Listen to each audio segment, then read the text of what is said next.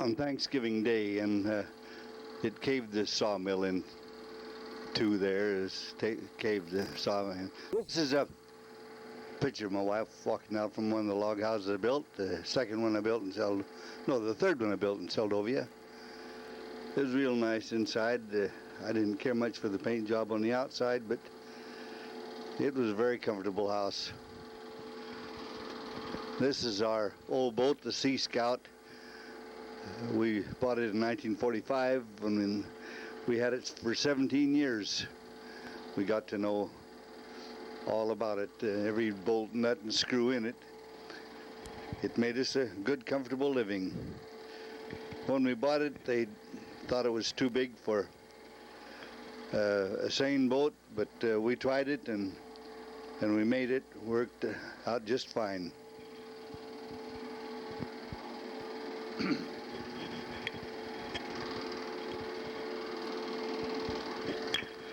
This is Geographic Harbor over in the Alaska Peninsula, one of the most beautiful harbors in Alaska. It's a lot of volcanic ash from Katmai that blew up in 1912 and covered up to 16 feet of volcanic ash all around, and the hills there filled some of the bays.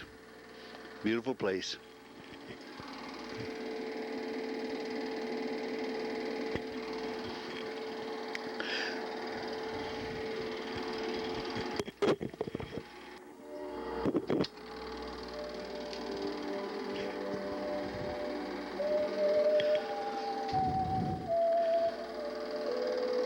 We used to pull nets by hand, but they invented a hydraulic power block, and it sure a wonderful thing.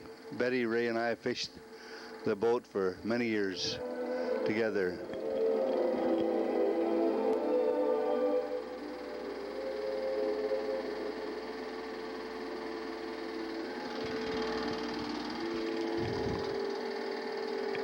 When we pull up our nets, we usually get all kinds of goodies off the bottom. This is a big sea urchin.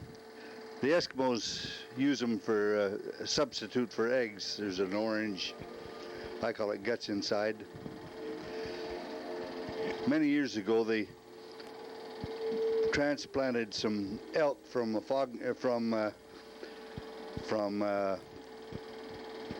Olympic Peninsula to a Fognak Island, and that was up in there where they planted them. They did real well. There's no predators. The bears didn't bother them. This is Main Street of Seldovia. For a long time, I had the only vehicle there. It was a Jeep. Just barely room on our main street for the Jeep. This is our main street, and town. There's a hotel on the right side there, Seldovia House. This is from looking down on the water up at our city. All the stores were on piling, and the canneries were on piling out over the water. After the tidal wave, of course, this all disappeared. Water got up into them, and they had to tear them all down. The land sunk 5 feet and ruined the town. It was a wonderful little place. During coffee break at the cannery, there's a lot of guys and girls working there. This was Chuck Hendricks.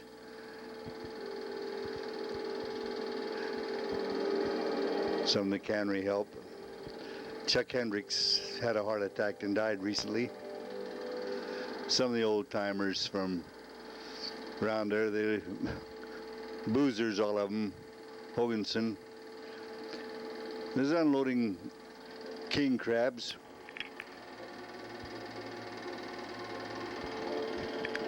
Just kind of showing how docile they are. They'll get up to 6 feet across, and even longer than that, and weigh, well, I'm going to have one here about 22 pounds. There's no meat at all in the body, just in the legs and claws.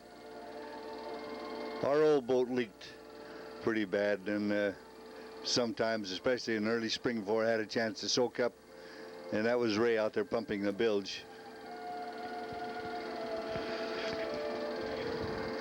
We're at a place called Sugarloaf at the Barren Islands. The most treacherous water in the world is out here at the Barren Islands. Tide rips and everything. All the water that goes into Cook's Inlet and Shelikof Straits has to go by here. And the tide runs awful fast. Really a treacherous, no harbors out here. A person can lay in the lee of the mountain sometimes and get out of the wind a little bit, but you always got the swells.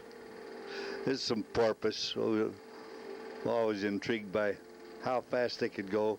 Our boat would do, 7-8 miles an hour, and these would pass us like we were going backwards.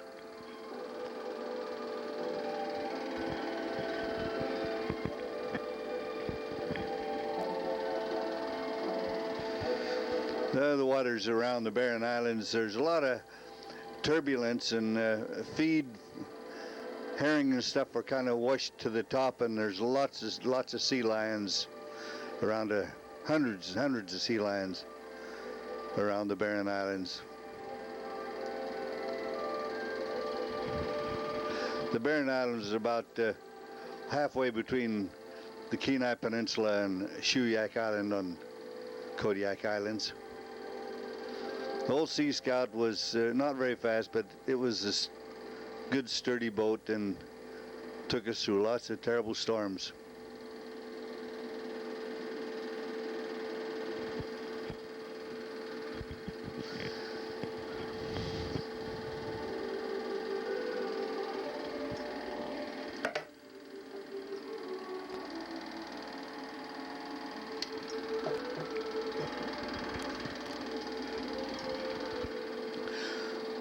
It's been awful hard adjusting, getting these things in focus, putting it here on the VCR.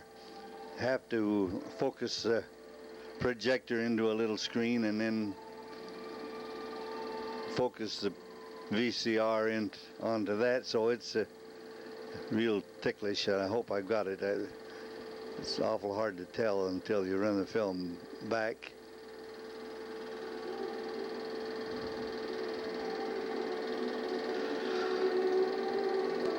We work around in the fall or in the summer around lots of bears. See lots and lots of bears, and sometimes I can get up in the bushes and lay real quiet. Not much of a telephoto lens here, but get a chance to watch the bears.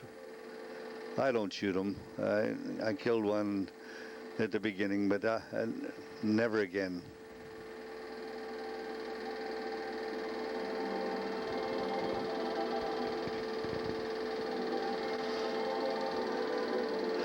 Looking down into the stream at the salmon coming up to spawn. It's getting a little late now, and they've turned pretty much red. Pretty soon they'll die and float back down.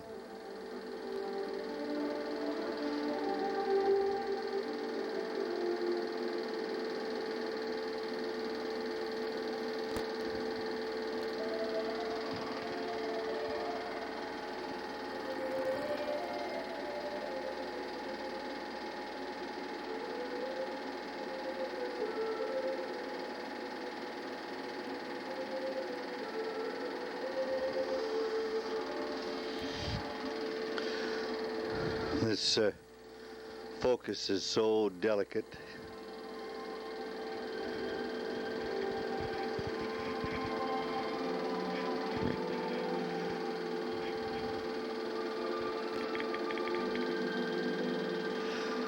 We're always afraid that when we go ashore, we might get between the sow and cubs.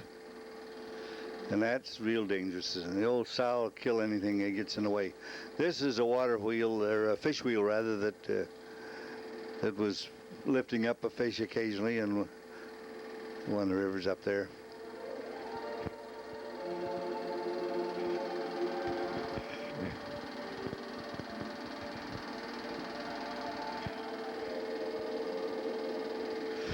There was a big school of salmon here. Oh, there must have been 10, 15,000 salmon all along there. And all them little, if you can see them, there's a bunch of little specks. They're all salmon fins. This is inside of a cannery, and they're processing king crabs. Native girl there with a bunch of sections off from the legs. When the boats bring in a load of crabs, if the cannery can't handle them right away, they put them in great big vats that's got circulating seawater in. These crabs all have to stay alive and right up until the time they butcher them. If they die, the canneries throw them out. They will not process a dead crab. Then when there's a slack period, well, they'll butcher them. And these fellows are butchering them now. Big knives, and they grab the crabs by the legs and slam the crabs down over the knife, and it separates the back from the body. Like I say, no meat at all in the body. This crab weighed 22 pounds. He's a real heavy crab. Not too awful big across, but real heavy. Our boat had quite a vibration, and we didn't know what it was, and Ray dove over to see if there was something in the propeller. We both had taken diving lessons and did quite a bit of diving together. He was real good at it, and hold his breath a long time. We eventually got tanks and stuff. This is what was in the propeller, a man's shirt. Somebody had probably discarded it, and we picked it up in our propeller. Yes, we had this old Sea Scout for 17 years. A fellow by the name of Charlie Nelson and Eli Acocock built it in Kodiak in 1939, made out of spruce. The keel is a spruce log, but it was a good old sea boat. We still have dreams, lots of fond memories of that old boat. We had gone around a big school of fish, really a dandy, and loaded the boat, and still had a lot of fish left in the net. We had to turn loose.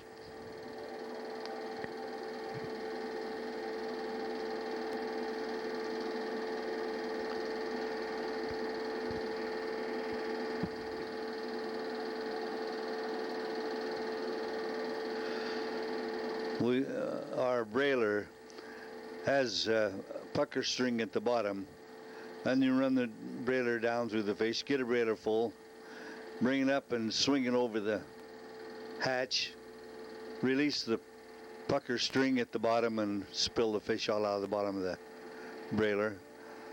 There's about 100 salmon in there, and they weigh around 4 pounds apiece. Pretty big load. See, we've got our hole is full of fish, and we got the deck loaded, and we spilled a lot of fish overboard.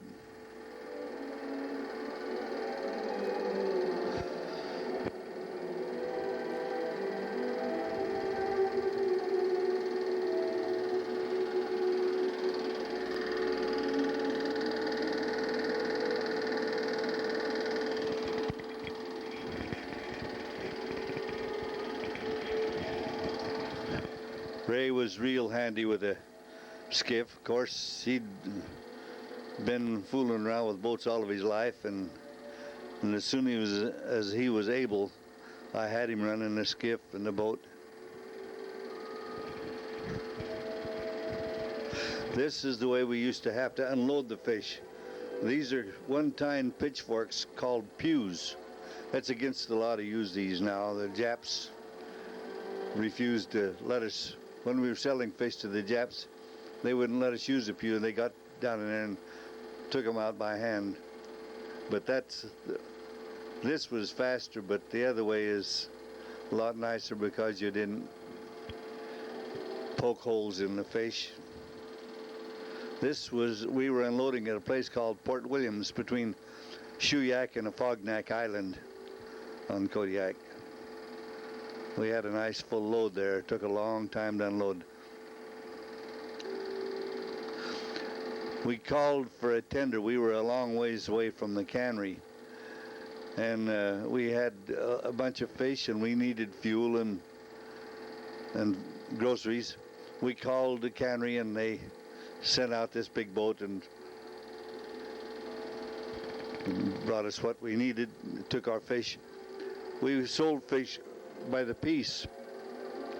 We used to get 3 cents a piece for them, but now the price, this is 1990, and now the price of fish is maybe $1, $1.50 a fish. I remember when the price went up to 50 cents a piece, and I would be so tired I'd be standing there pitching. The only thing that'd keep me awake was every time I'd throw a fish up, I'd say 50 cents, 50 cents, 50 cents. That kept me awake. We'd fish most of the day and run at night and deliver at night when possible, and then try to get back on the fishing grounds by daylight the next morning. Lots of hours. I come out of the fog and run into a fleet of boats near Kodiak Island. They were fishing.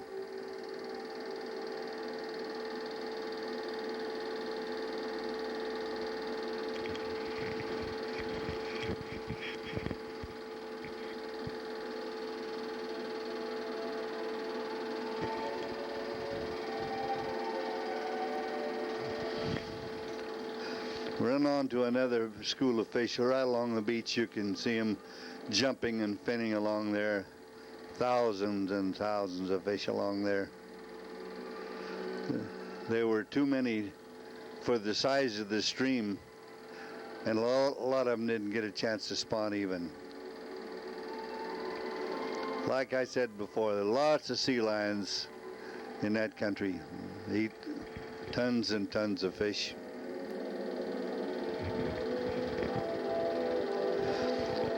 Whenever we'd see a school of, or a bunch of whales, we'd have to take pictures of them. They're so huge, and some of them so tame they would come right up alongside and blow and look us all over.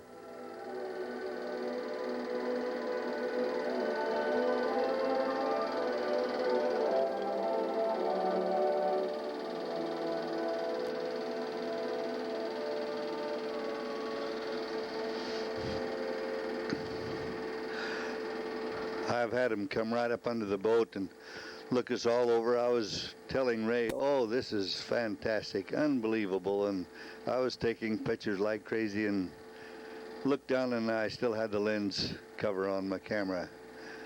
Needless to say, I deep sixed it right there. I made a skipper out of it. But I did get some nice pictures here anyway.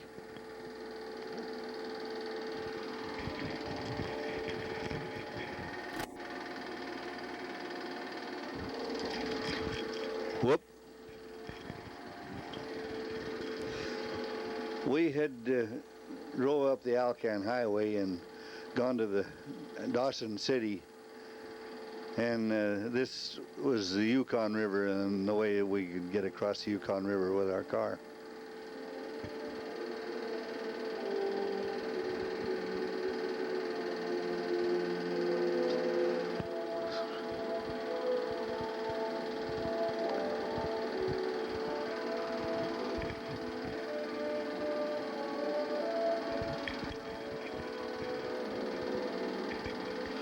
I always tell the Yukon, or Dawson City, because of the great big landslide that was just above it.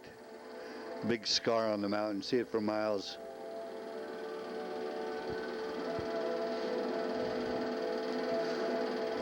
This is Betty, and on this little ferry that run us across.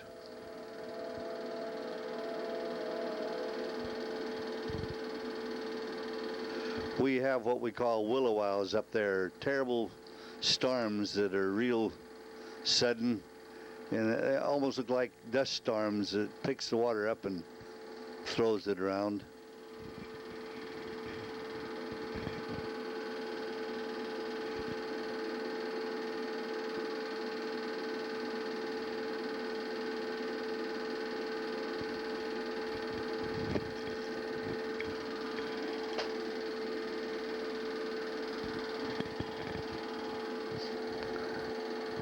Beautiful, rugged, wild scenery up there.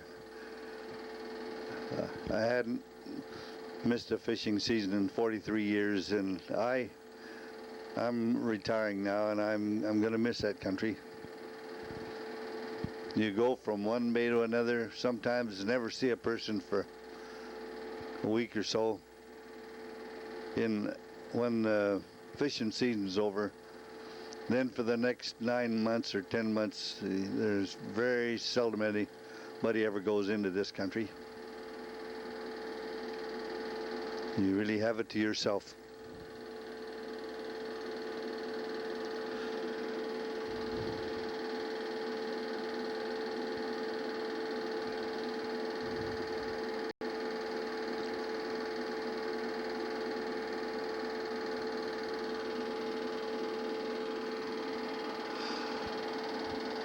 We had just picked up another load of fish. I don't get tired of seeing loads of fish.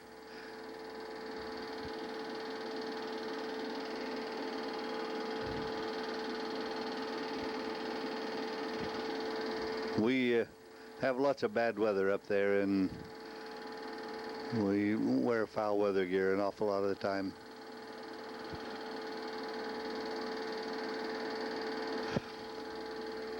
These were a bunch of little reels of pictures, and I got them all together here, and so they're pretty well mixed up, but it won't be so boring this way. This is our first bigger boat that we got. It's called Mormon number 1.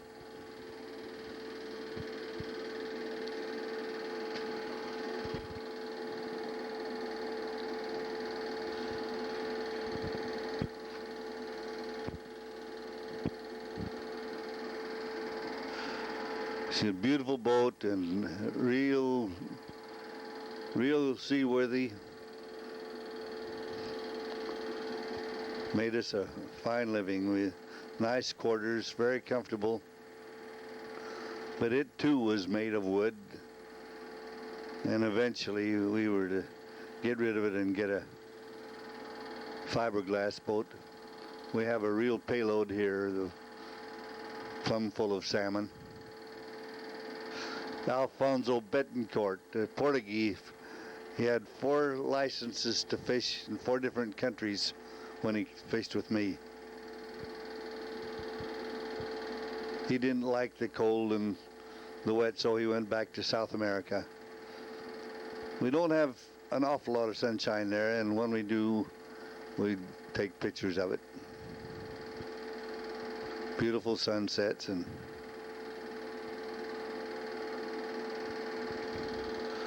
we were sure proud of our new boat.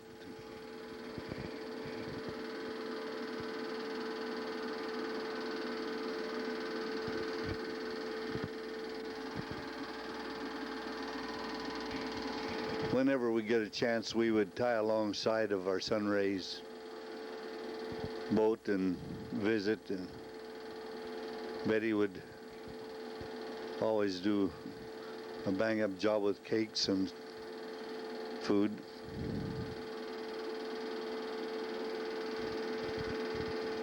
Another big school of fish along the shore there. You can see them flipping and finning all over. You can even see the water's all brown. You can see where the big school is.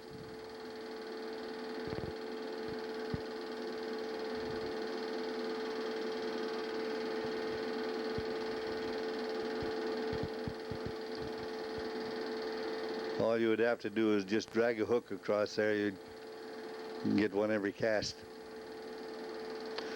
These are mostly pink salmon.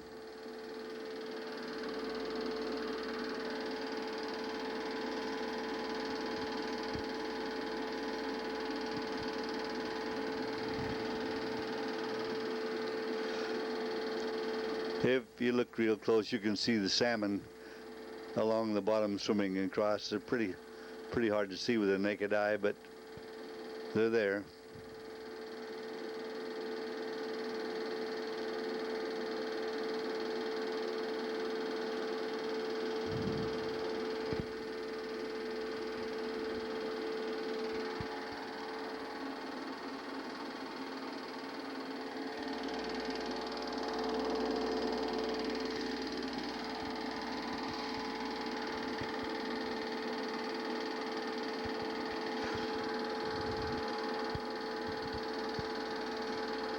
The season is closed and we weren't allowed to catch these fish.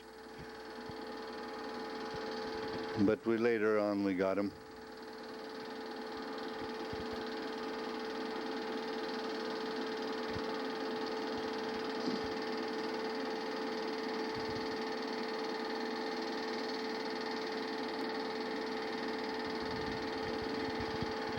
We are making a set around a school of fish here, running the seine out. The seine is 200 fathoms, 1,200 feet long.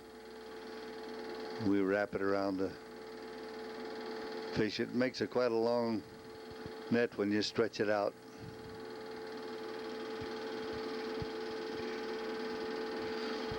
Tie up a lot of money in the seine real fast, lead line and corks.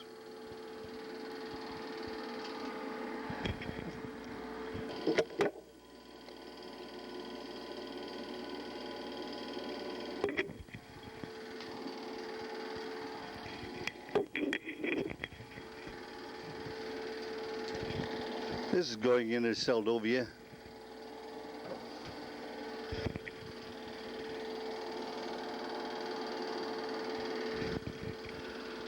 Seldovia is a beautiful place. We lived in Seldovia 20 years. It's surrounded on three sides by mountains and a lovely place. Ray and I had, the three of us had gone up to a little stream called we were on our way up to a Paul's Lake, and we had a little skiff. We were going to go up there and see if there was any fish inside the lake. So we're going to drag our skiff up and get into the lake where there's supposed to be pretty good fishing up there. We'll soon find out.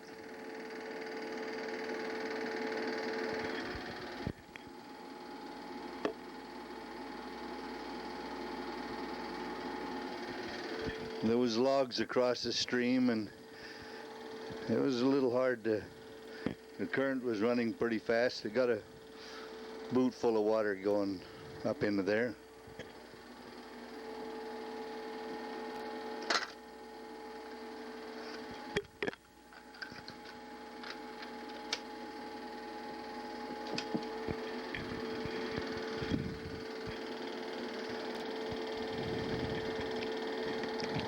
We had an old Keystone movie camera at the time. It wasn't up to much, but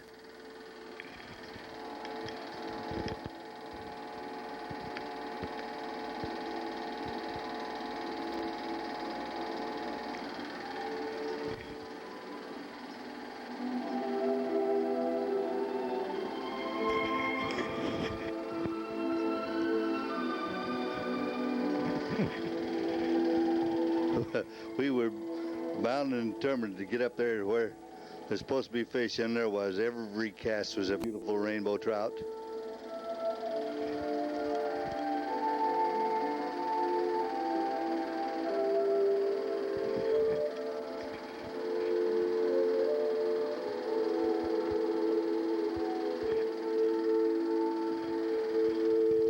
Just delicious pan-sized trout. Now I bet he's got to give it a whirl.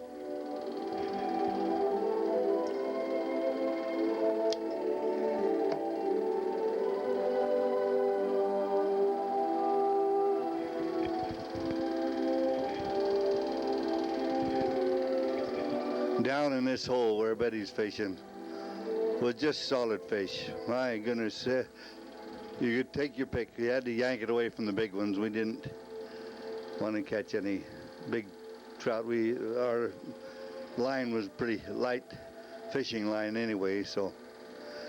But there was a lot of them there. This is in Paranosa River. We have beautiful sunsets up in that country, and sunrises too. I think it's the smoke or ash from so many volcanoes that whenever we do see a beautiful sunset, we take a picture of it.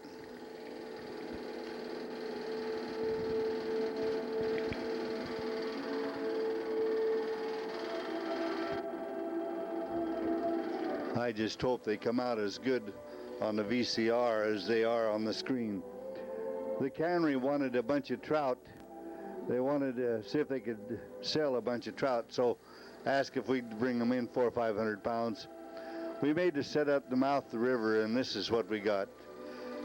We got them 400 or 500 pounds of trout in a real hurry.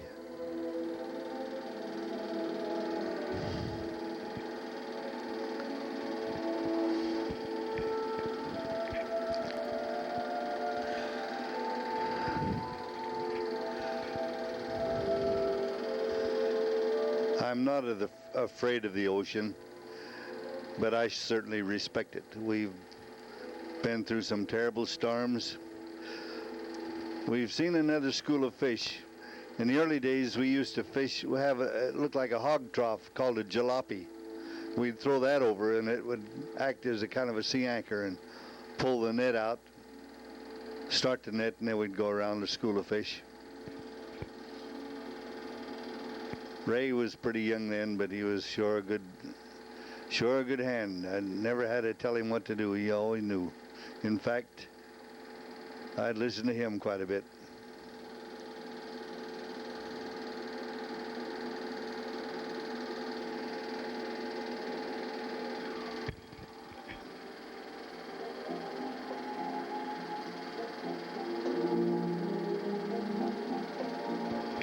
Yeah, you can see a nice little bunch of fish in the net there.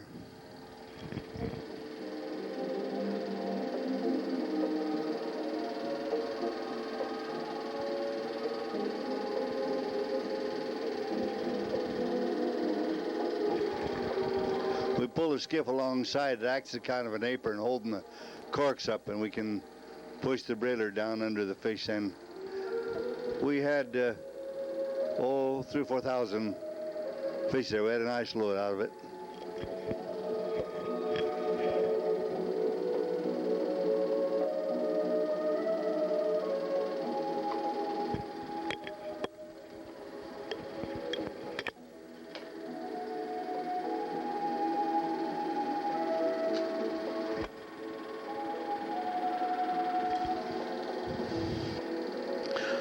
Our winch didn't have too much power, so I had to double block everything to get it up there. But when we got our new boat, then there was lots of power.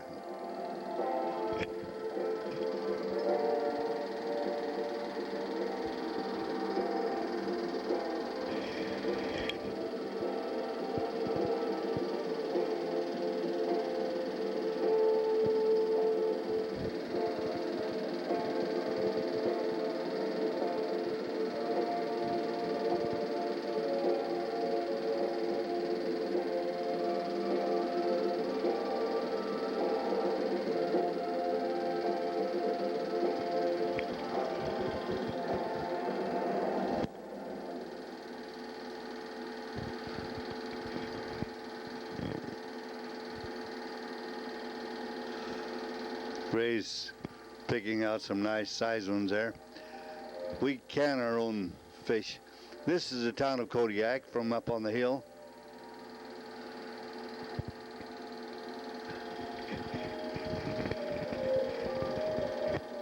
Not very many trees around Kodiak, but just north of Kodiak is a real spruce jungle. And then just south of Kodiak, there's no trees at all. Very few trees anyway. The spruce trees. There are cottonwoods and birch though, and alders.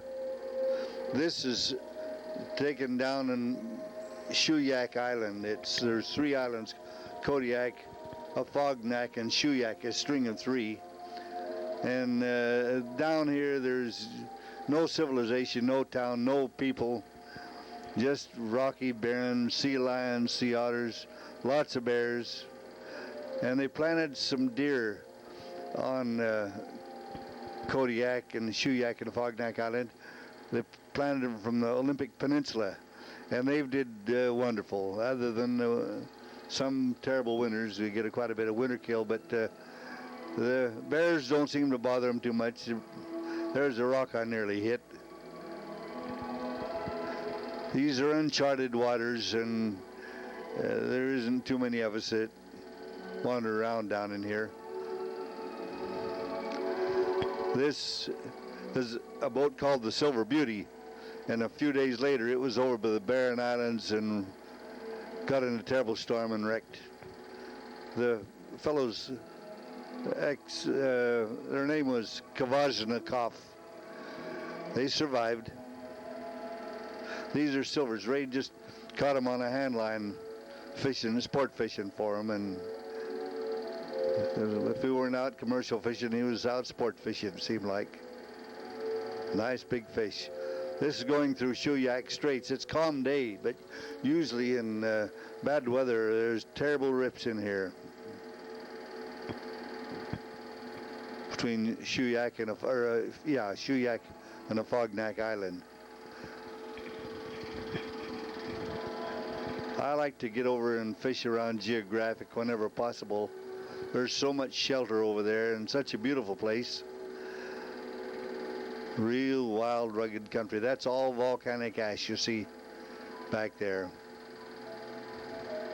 Just a little ways to the west of there is Katmai Bay, which is just like on the moon. It's volcanic ash, great huge drifts, deep gullies of volcanic ash, and you can see volcanic ash in the hills here.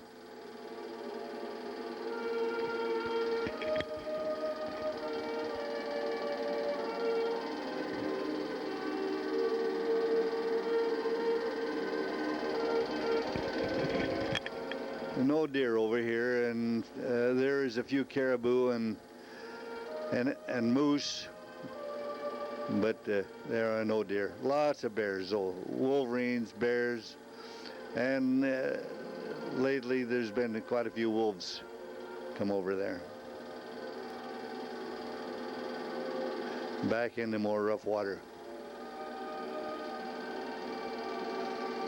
It seemed like whenever we cross Shelikof Straits, that's the strip of water dividing Kodiak, or separating Kodiak from Alaska Peninsula. It seems like it's always rough.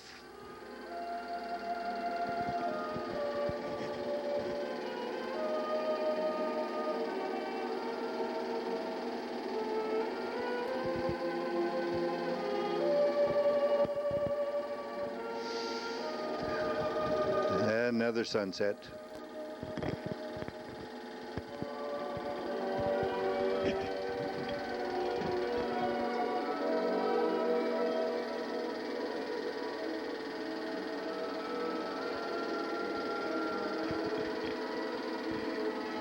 It seems like when the sun shines, the wind always blows over in that country.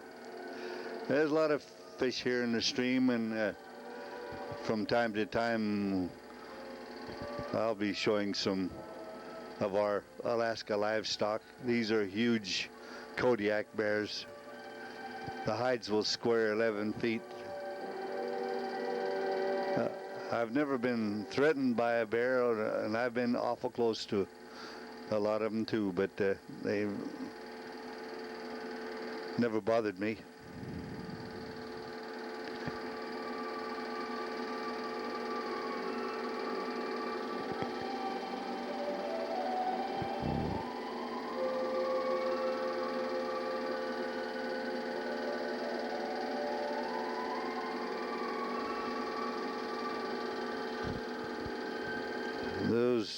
These are yearling cubs. The mother will keep them around for a year or so, and then she'll kick them out and get bred for another batch of cubs, sometimes 2, 3. The old boar, he will try to kill the cubs whenever possible, because she won't have any more, won't get bred as long as she's got those cubs around.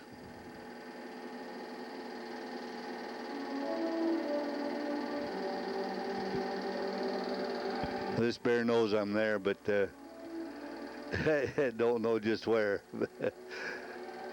I never shoot him.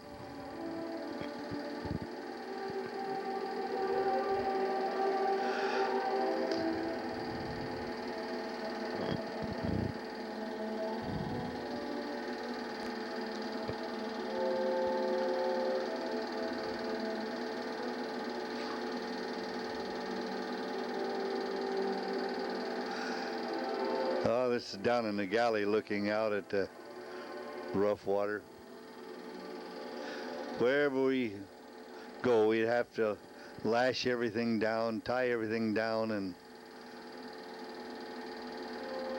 put it in cupboards so it can't roll and bang around. More whales. I like to watch the whales. This is at the Barren Islands again, and there's usually a big ribbon of sea lions completely around this particular island. We call it Sugarloaf.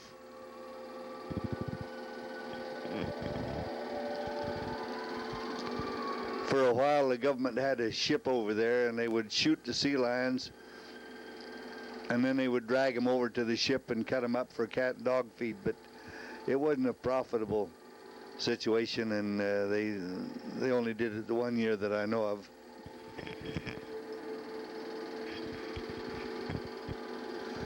Some of those bulls are awful big,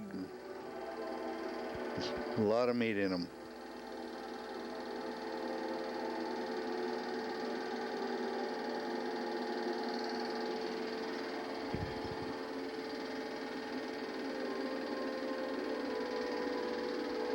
When we got these film back from being developed, I had just shot a seal here, and we decided to take a trip outside, and this is over at Homer, Alaska. We put our boat up for the winter, and we were heading out in our station wagon. It was a nice trip, but the roads were awful rough those days. It's a good road nowadays, but when we first started going out, why, it was rough. When we first went to Alaska, there was no highway at all down into Homer. This is a moose cow. She had a little calf nearby. She's in pretty poor shape. It was early spring, and she hadn't. There goes the calf. This is glacier just above Anchorage a little ways.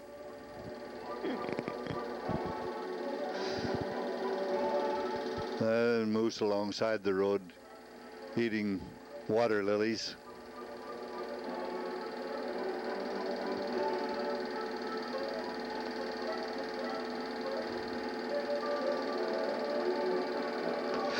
Yeah, we've eaten the first 5 years we lived in Alaska. We lived off of moose meat and Dall sheep and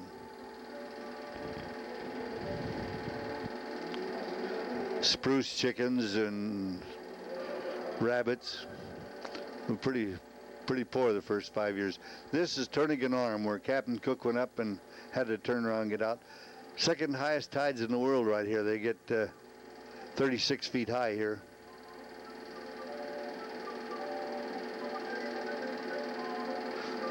The highest is in the Bay of Fundy in Nova Scotia, but here's the second highest. Sometimes the tide comes in with a big roar across those mud flats.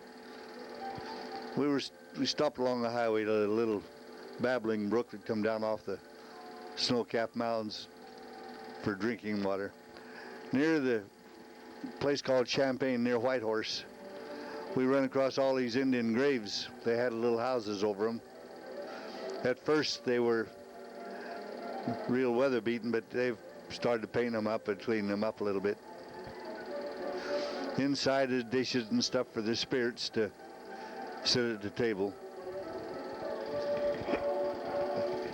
That was Charlie Jack's grave there. He didn't deserve a house, I guess.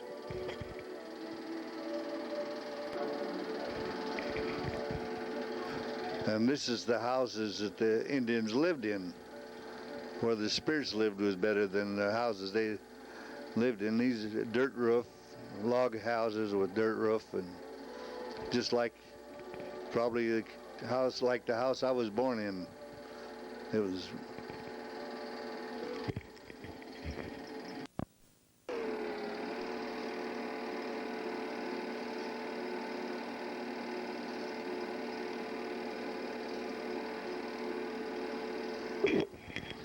I had decided to build a log house.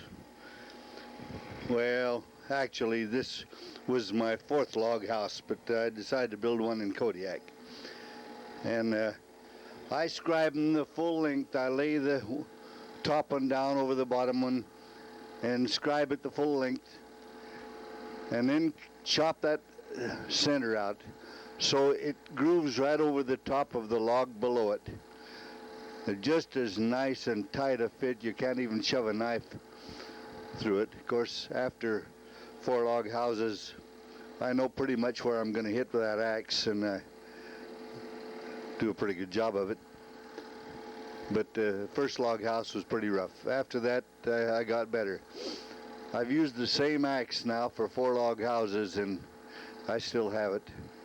It's a good one. It's a plumb single-bitted axe, and they have to be razor sharp.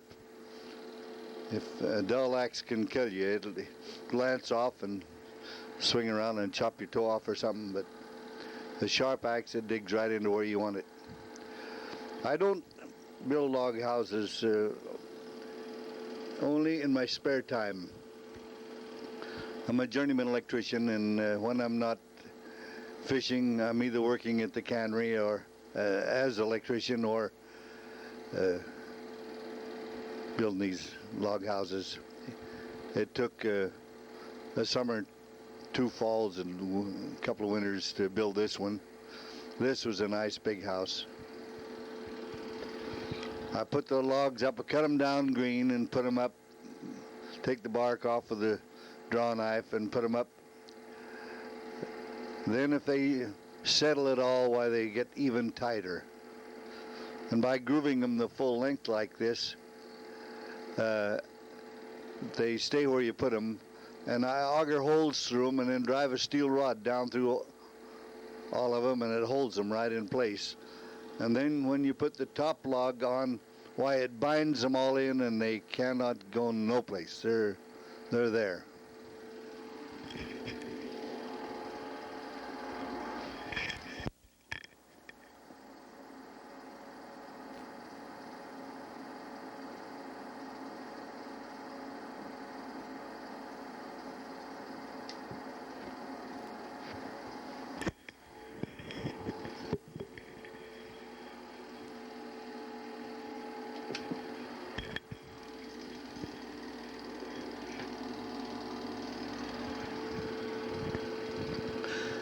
I like to work with spruce. They're heavy when they're green, but when they dry out, they're nice and light and very few slivers. Real nice to work with. I build the floor first, and I have a nice level place to work and walk. That's a pickaroo. It's sharp little pick, and you can stick it in a log and drag it around a little bit, roll it around where you have to. Looking out the kitchen window at a little lake, many hours I've sat at that kitchen window with a cup of coffee and watched the deer and the ducks and birds. Betty didn't like my housekeeping, so she come up and give me a hand. Actually, that's only one log. I clean up after every log, and then I don't have to stagger through a bunch of slippery bark.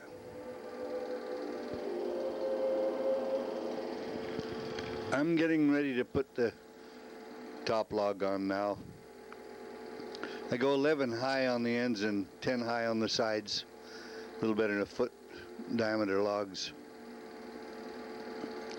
Those logs are real slick and have to really be careful. You wind up on your back down on the ground wondering what happened. And I don't like to wear loggers boots because it makes little holes in the logs, and I want them nice and smooth. When you put up a log, I want it to be the end of it. This, when you put up a log house, you go from butt to tip, and the house kind of staggers up. And when you put a tip over a butt, sometimes the log gets a little thin on the end, but still plenty of meat and no danger of it breaking. I leave the ends sticking over quite a ways so I'll have some place to stand while I'm building it, and then when I get all through, I trim the corners off. This is just north of Kodiak, about 3 miles, and a real spruce forest here. From Kodiak on south, while there's south and west, there's very few trees, except for cottonwoods and birch and scrub alder. But out here is real forest of spruce.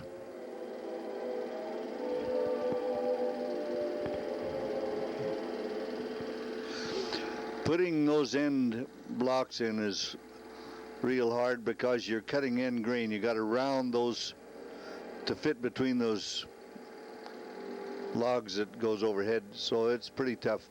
My stairway is split log stairway over notched over poles. An elephant could go up and down without breaking them in. The logs that go overhead, those are the nicest logs of the whole bunch. They're straight and nice and smooth. Those are the ones you'll be laying down on your back inside looking up at, and so yeah, I wanted those perfect, and they go the full length of the house.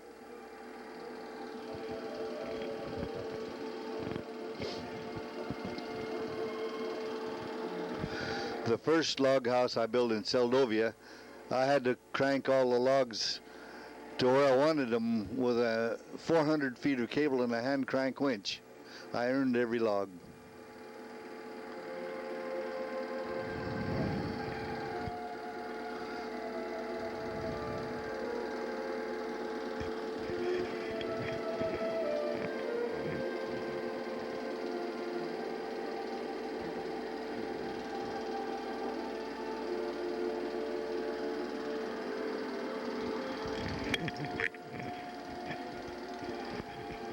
When you build log houses, you don't have too much fat on you. You sweat it off very much. Lots of chopping. A lot of people sow wild oats. I make lots of chips.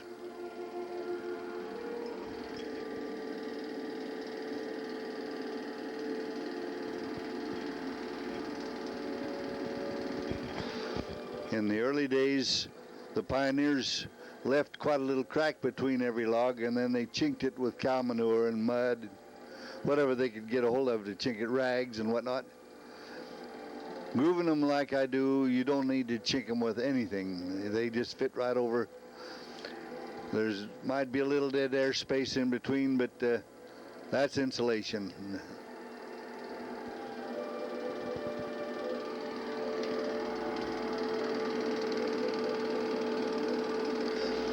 I put a little gingerbread up around there to hang bedding out if I wanted to, or whatever, give them a little look.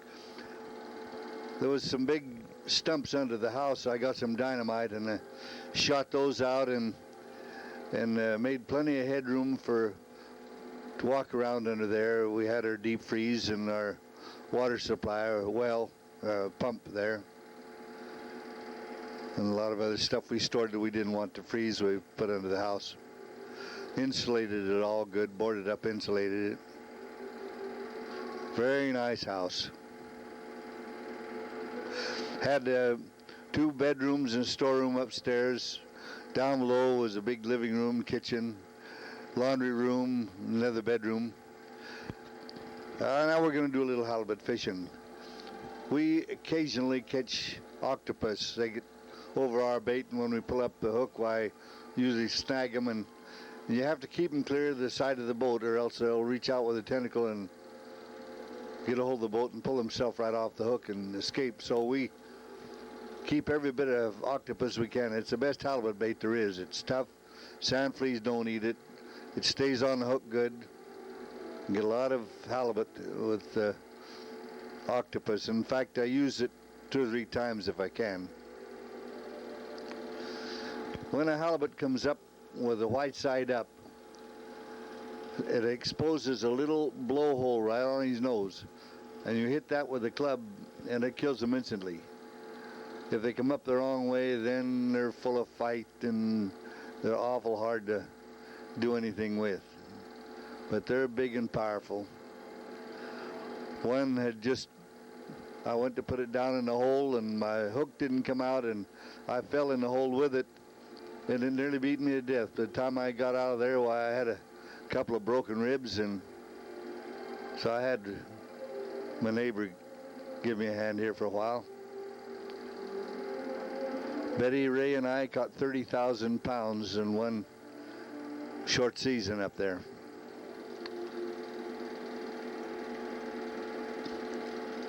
It's real easy to clean halibut. There's not much guts to them, and a half a dozen good little cuts and the guts fall right out. You have to be sure and get all the blood out next to the spine, because that's the first place it might go bad. We wash them all out good, put them down the hole and fill them full of ice and put ice over the top and deliver them once a week.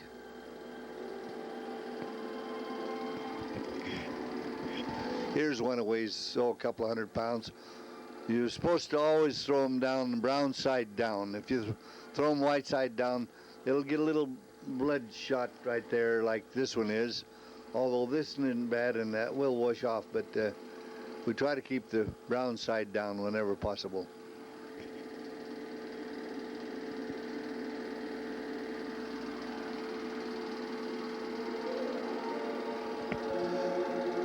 This is strictly amateur photography. By golly, tried different cameras and one thing and another, but it gives you an idea of what the kind of a life we've lived for the last 43 years.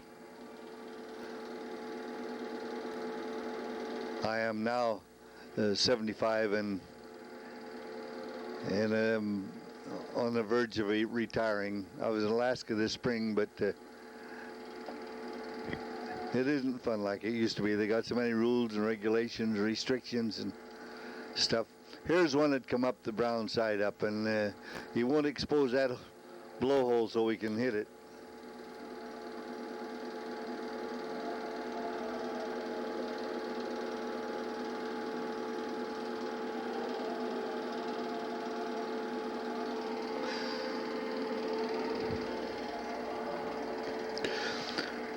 We used to get 9 cents a pound for them, and then when the price came up to 15 cents a pound, we thought we were going to get rich. Now they're $1 or so a pound.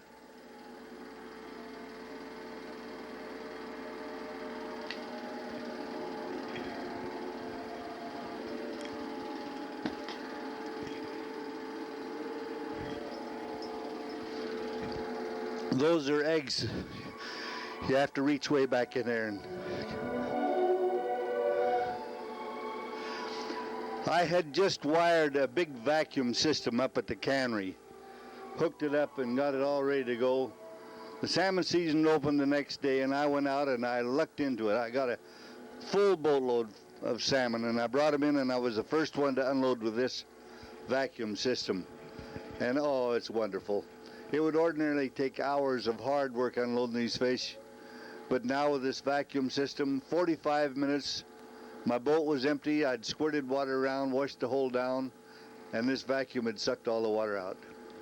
Wonderful system. In fact, a lot of the larger boats have got this vacuum system on them now. Don't poke any holes in, just sucks a fish right up and into a big vat. This was a processor that was on fire over on Alaska Peninsula, a bay called Kodiak Bay. I rushed over there to see what I could do, and I looked down in the porthole, and there was a guy down in there. He couldn't get out the porthole, and he couldn't get out the door because fire was shooting across the door. About that time, tanks start exploding, oxygen and acetylene tanks. So I had to get out of there in a hurry. When I come back, why, the poor guy, he was draped across an engine and he didn't make it. It completely gutted that boat.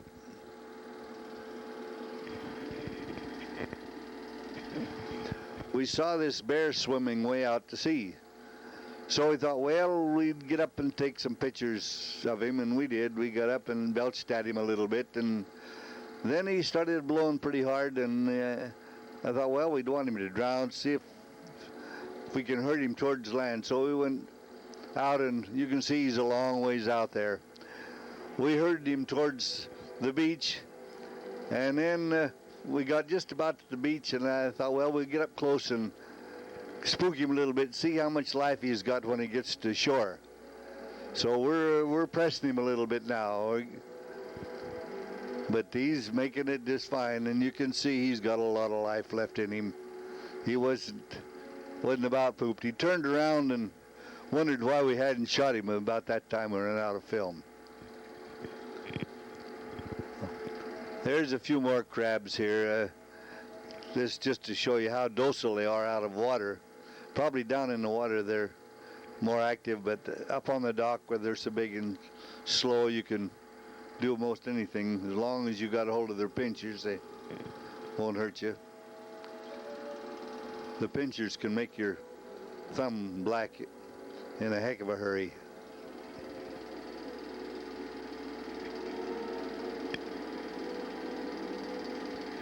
When we first started fishing up there was no market for king crabs. They were known as spider crabs in those days, and nobody'd eat them.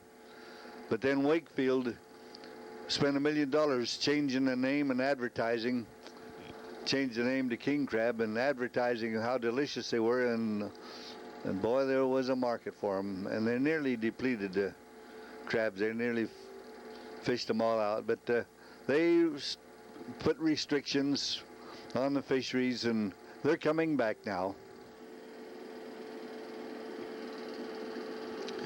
More beautiful sunsets.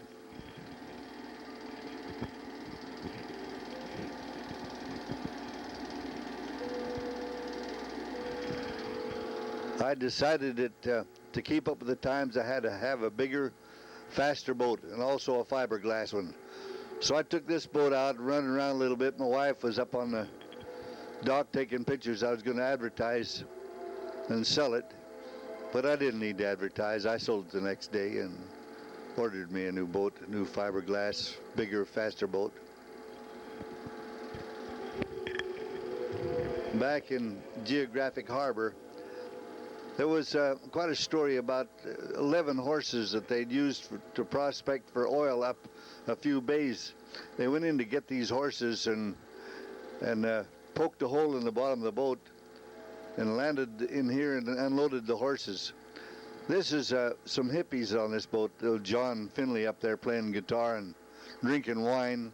This girl was from a very rich family, but she lived this way of life. There's Crazy Chuck and Dirty Mary down below on deck. But they were pretty good fishermen. Nasty language and one thing and another, but they were pretty good company. I enjoyed their company.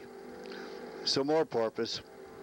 Anyway, about those horses, 11 of them died, and one of them stayed there for years and years. And every time I'd go ashore, I'd take my rifle. I'd threaten to shoot him if he was wounded, if the bears had hurt him, and he seemed to be surviving all right.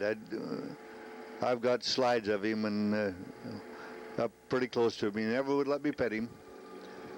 But one day I noticed wolf tracks by his, and I knew it was all over with.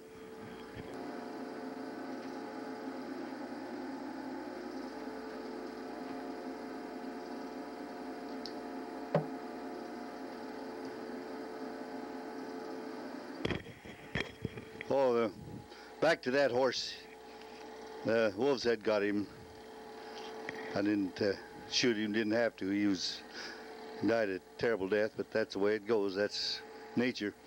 This particular summer, there was very few fish around Kodiak Island. No fish showing at all.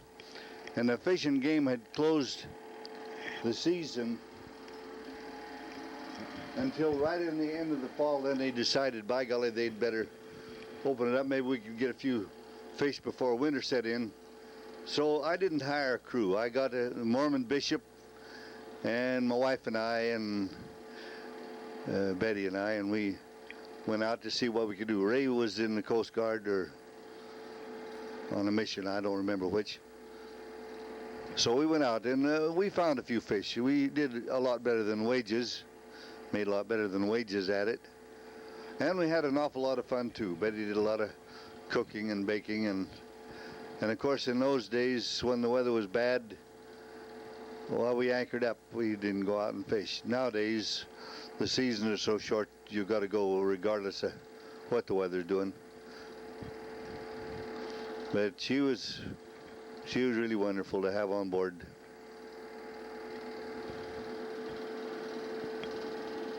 We were so far from civilization, we didn't have any radios.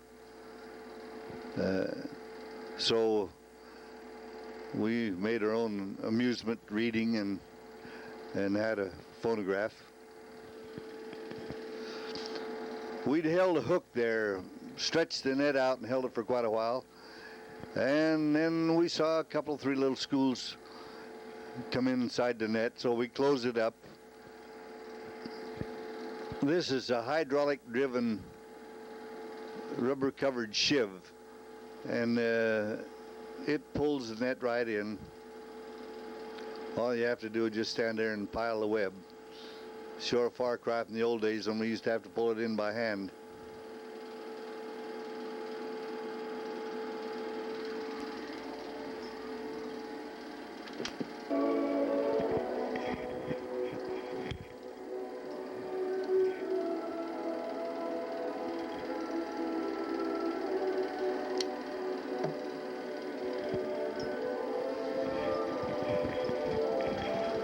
We catch a lot of trout and halibut and most everything in the water, and catch it in our seines.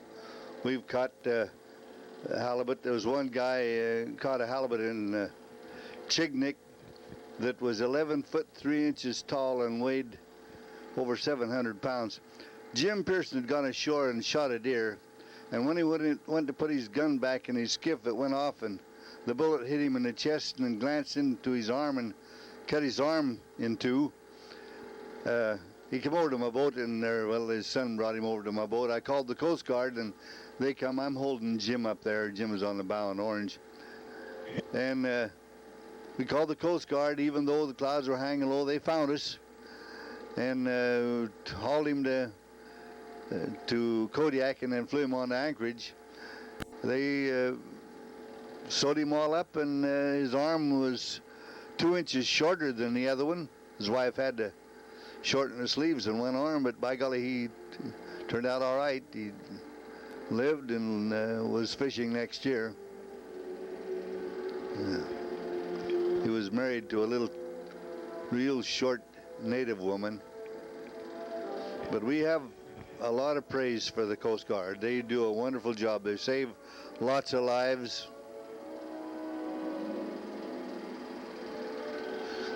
Fishermen will go out in weather they shouldn't, and then they get in trouble and they have to call for the Coast Guard. And the Coast Guard goes out there in weather that the fishermen who should have never gone out to begin with go out and risk their life. Yeah, I got a lot of praise for the Coast Guard.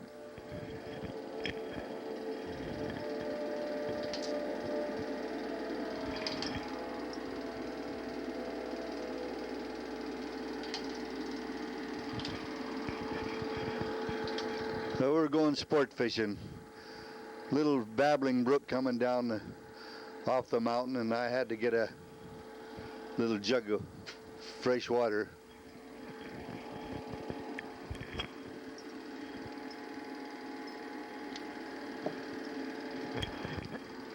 We got up to Sultry Cove, Sultry River, and in a ripple there was rainbow trout you wouldn't believe. Every cast was a rainbow trout.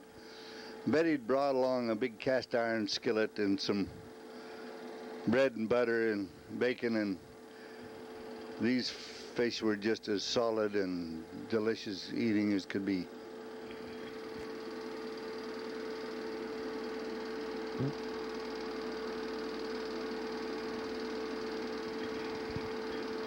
Just good pan size. Cut the head and tail off, and they were sure fine eating.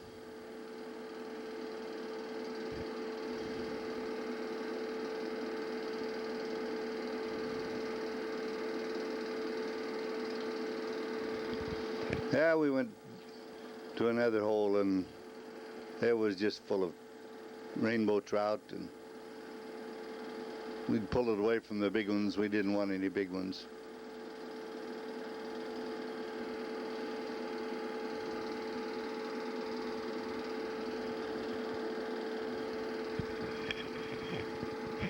There's a deserted village called Kodiak, and it was deserted in the late 20s, early 30s.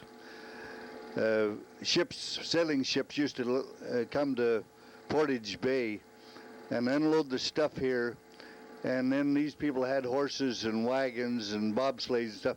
They would portage them up over the pass and down into the Bering Sea or Bristol Bay. And then when the steamships started going around in the Bering Sea, of course, this place was abandoned. And when they left it, I don't know why they left all their furniture and their cooking utensils and pots and pans and stuff. They left it all there. Great big roll-top desk and all kinds of good stuff. I got a lot of Dutch ovens and one thing and another out of there, but they just abandoned them. In the corner of every house was a little altar, and they had little homemade candles, and I think they were Russian Orthodox, but that's a Russian Orthodox church in the background. But and Joe Betty got a lot of old bottles and stuff there. She was interested in it. Things don't rot there. We was up on the pass looking down, and there's still signs of the road still there. Of course, there are no trees, just a bunch of brush.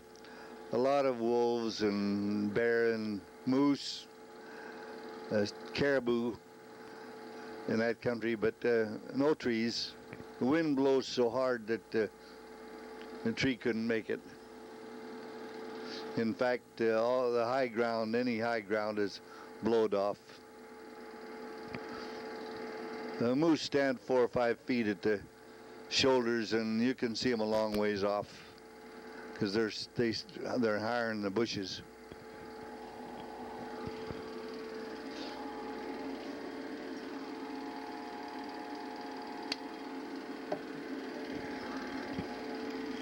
We're looking at some of the lakes that drain into the Bering Sea.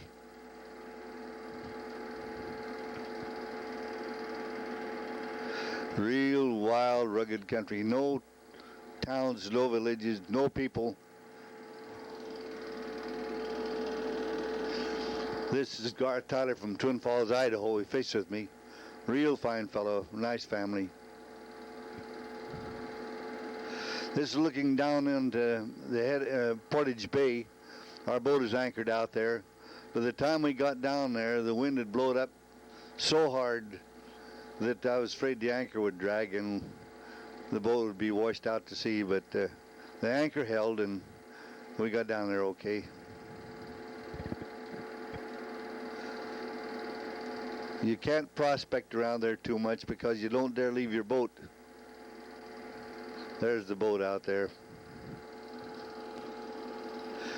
Up a couple of miles is a little lagoon. You can go in there. It's called Kodiak Lagoon. And you can't get in there at low water, but at about half tide you could get into the lagoon. You won't get out of the wind. The wind still blows, but you do get out of the waves.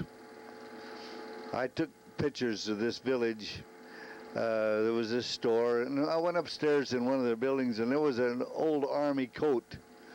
Had the big brass buttons and the eagle on the buttons, and that was all sorts of old stuff. The sign that said Kodiak was inside the store. I hung it up on the wall and took a picture of it, and I have that in slides. There's cables going over the tops of these buildings. The wind blows so hard that it blows some of the buildings down, so you can see pieces of building there. And the buildings aren't very high either, but there's the store, and upstairs was a kind of a hotel, and then a machine shop on the right side, and there was harnesses and horse collars and a forge and horseshoes. Up near the pass was a bunch of tools under a cliff and bobsleighs, and real interesting.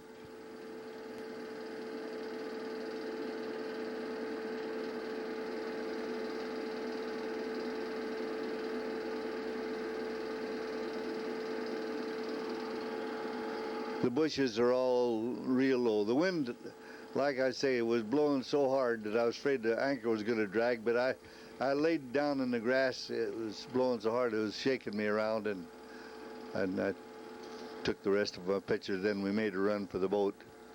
We got it all right. But for the next 2 days we laid out there and tossed and rolled. I went up to get the bell, but the bell was gone. I got some Russian icons. This is the sister ship to our boat. This is called the Dobbin, and we're heading for herring fishing. This is the town of Larson Bay in Uyak Bay. It's built on an old Indian burial grounds, so they were going to dig a cellar and run into all kinds of bones and stuff. We found a nice school of fish there at Carlson Point, and I'm sloughing my job. I should be on deck working, but I had to get out and take a picture of it. But I would have liked to take a lot more pictures, but had to work.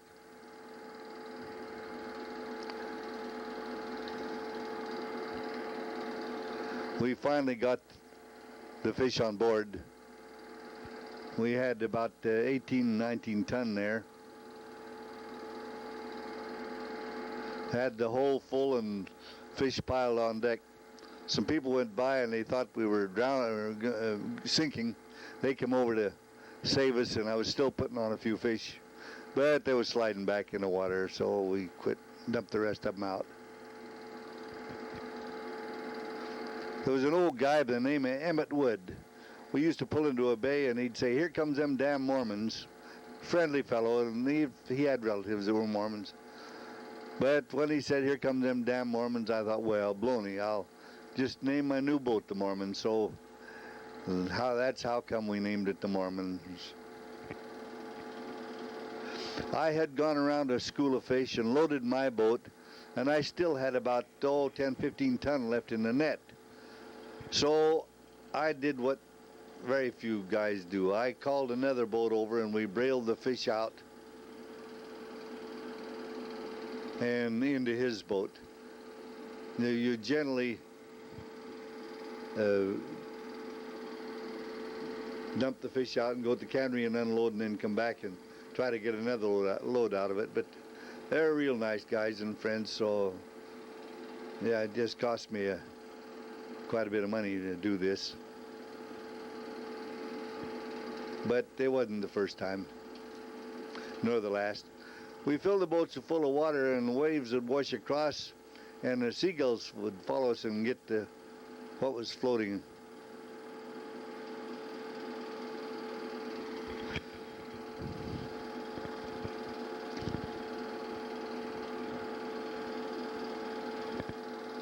We were heading for the cannery in Zacher Bay to unload there's unusual names. It's spelled Zacher, and yet everybody calls it Zacher. But you can see the water was washing up on deck. The whole stern was filled full of fish, but they all washed off.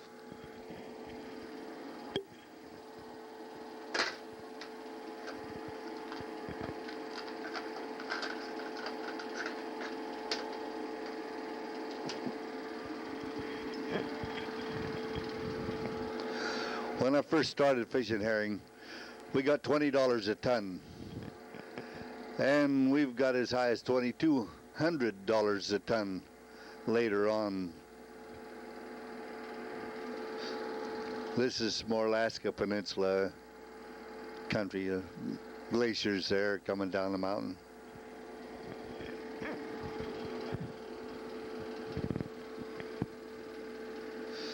These beaches occasionally have driftwood and stuff from all over the world drifting up there, airplane wheels and all sorts of stuff.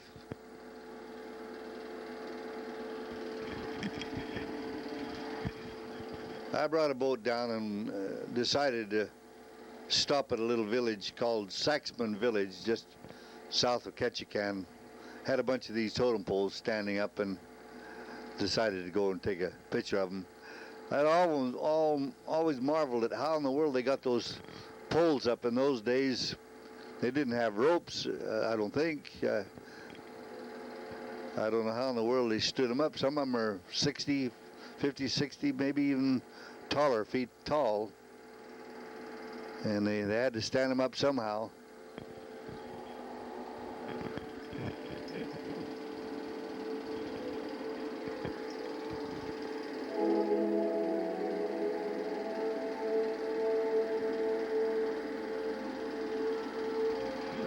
This is supposed to depict their story of their life somehow. I see nothing but a bunch of gruesome pictures here, so it must have been quite a life they lived. I had been out to sea all summer and a little lonesome, and I thought a little female company might go over pretty good. So I thought I might go to the village here and see if I could pick up a couple of girls, and I did. I'll show them to you here in a minute.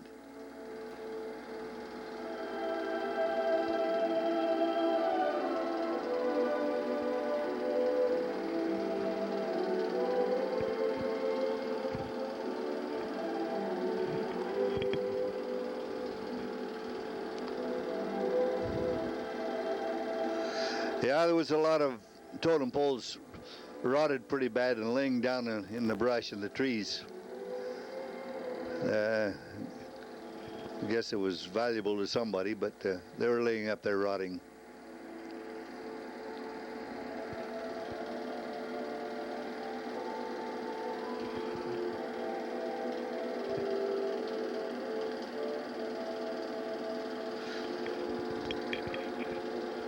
Now there's really a terrible looking totem.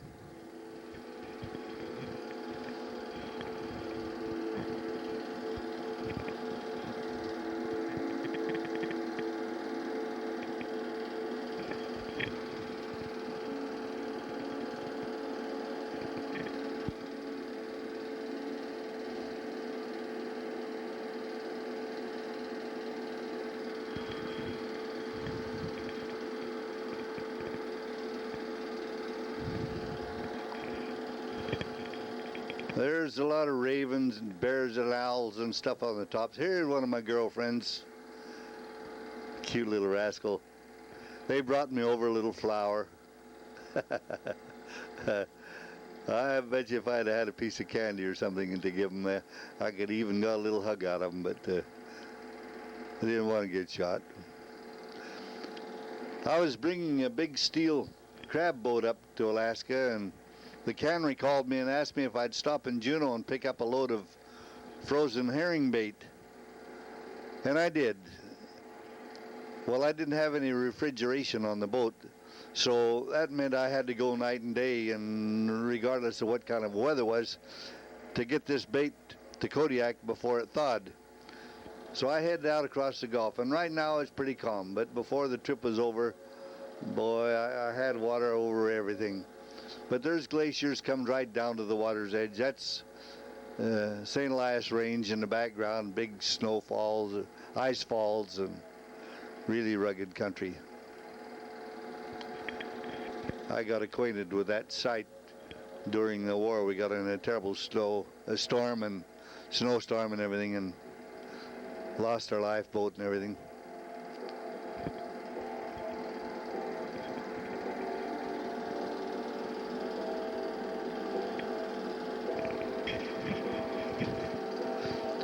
some more whales. These are mostly humpback whales. Behind their fin there's some 3 or 4 big lumps. I guess that's why they call them humpbacks, but they're friendly. They come right up alongside the boat and blow, and one guy was on the bow looking down, marveling at one, and it come right up and blew in his face. Its breath didn't smell like roses either. He had a thorough bath with the salt water. This is me looking for herring. The icicles hanging down from the flying bridge in my nose and power block. It was a cold, miserable way of doing it, but I must have loved it. I did it for many years. Nowadays, we have an airplane scouting out the fish, finding the fish for us, but those days we had to find them ourselves. We had a full load, had another full load, and I called some friends over, and they hadn't caught any fish yet, so we loaded them up. The name of that boat was the Copper Prince, and he said, well, I got a bigger boat than yours. I packed more fish. But he couldn't get as many in his boat as I had in mine. That was Ray sitting there. He'd done his work. He's just sitting there watching now. I had worked so hard one day. Most boats have 3 or 4 men, but just Ray and I was fishing, and that meant we really had to work. We hit the sack that evening, and about 2 or 3 hours later, I got 4 Charlie horses in the front and the back of my legs. I climbed out of bed and was stomping up and down at the table, and Ray opened his eye and he said, "What's the matter, Dad? You doing a war dance?" And I was really in pain. Trying to lift the corks up so the fish wouldn't go under, but all the strain I could on my legs for 3 or 4 hours. Ray said, "Dad, if we put sideboards on this thing, we could haul more fish." Well, I wasn't too hot about hauling any more fish, but I put sideboards on, and we did get some more fish, nearly a ton more. But boy, that's where those holes are along the side. That's the deck. We had no freeboard. We darn near sunk her. We couldn't even get in the pilot house from on deck. We had to do it from the sliding door on top. I'd caught some salmon, and I decided to put some in the smokehouse. Nothing is as delicious as nice, warm, smoked salmon. So I was filleting these out, cutting the bones all out, and going to put them in the smokehouse.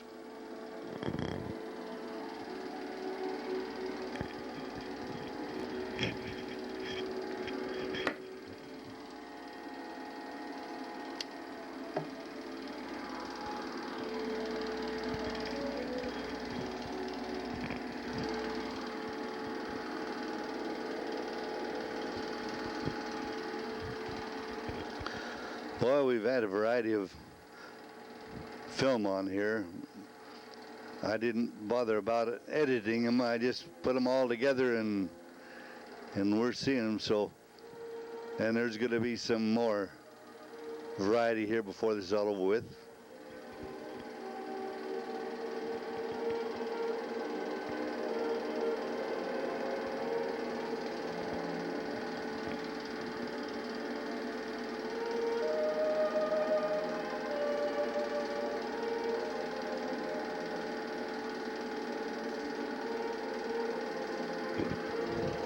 I'm cutting out all the bones, the ribs and everything, so there's nothing but nice meat there.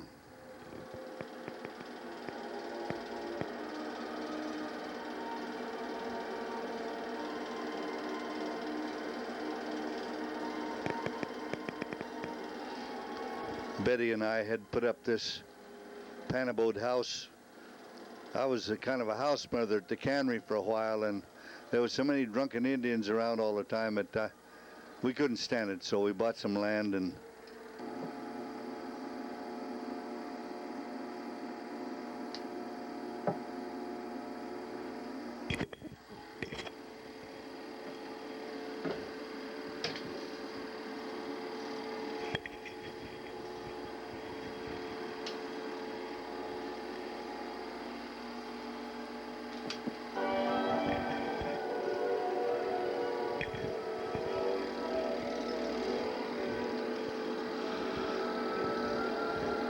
We have to go fishing whenever the season opens. It seems as though for every good day we get a dozen bad ones.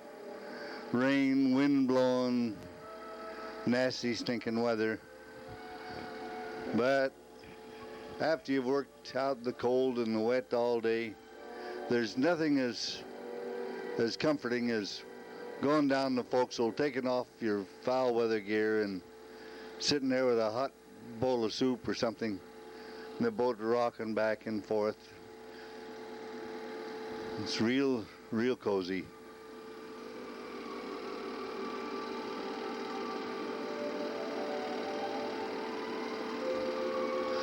You can see by looks of our clothes, it's pretty nasty, blowing rain and miserable.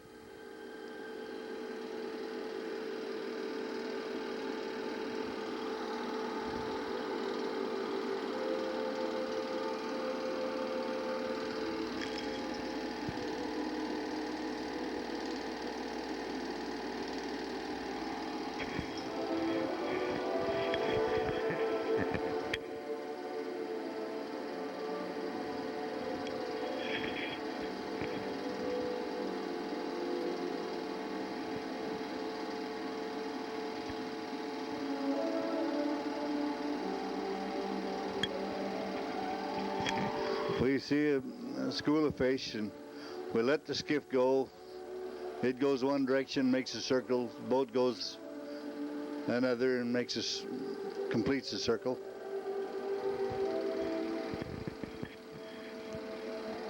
It'd be great to have a commercial photographer along and take pictures of this. It wouldn't be the haze and out of focus like I've got it here, but I've done the best I could.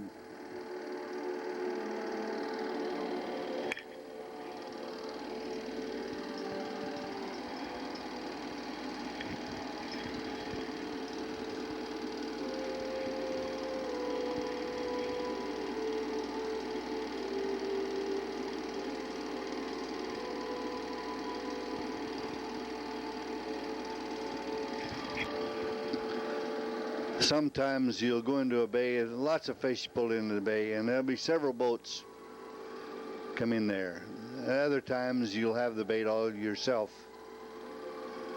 Ray and I work together an awful lot.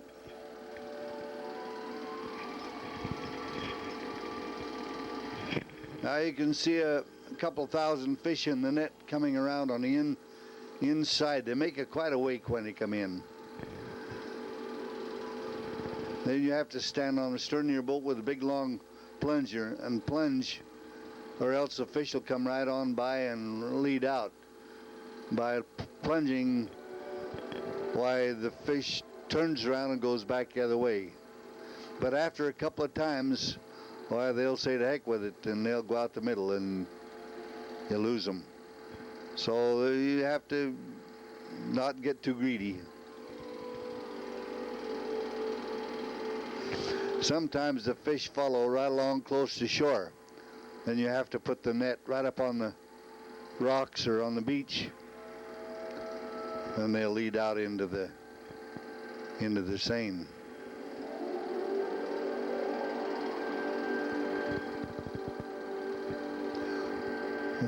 The plunger is a lot like a funnel. It'll pop when you hit the water and splash. Make a lot of bubbles. To speed it up and make it a little easier, sometimes we'll take the small boat and pull the boat backwards. That's Ray, my son. This is a Frenchman, and the language he uses is really comical, real broken English. They were going to have spaghetti, and he called it spaghettis. Ray just pulled in the purse line, and that put the net underneath the fish. So now the fish are caught, barring holes in the net or some other mishap, we've got them.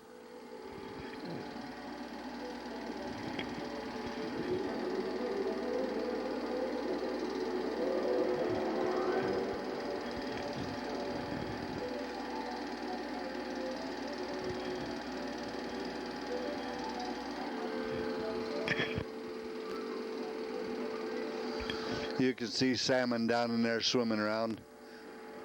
There's some down pretty deep that you don't see, so it's a pretty good school.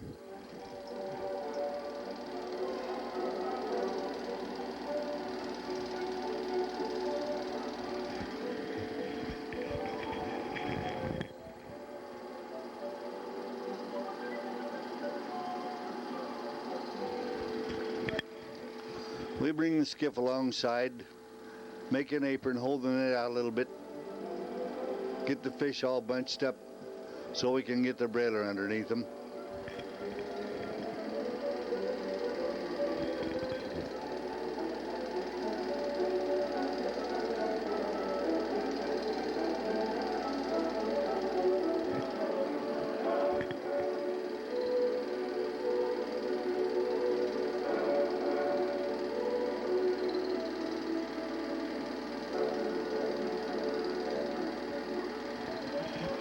It's a nice full brailer. There's close to 800 pounds of fish there.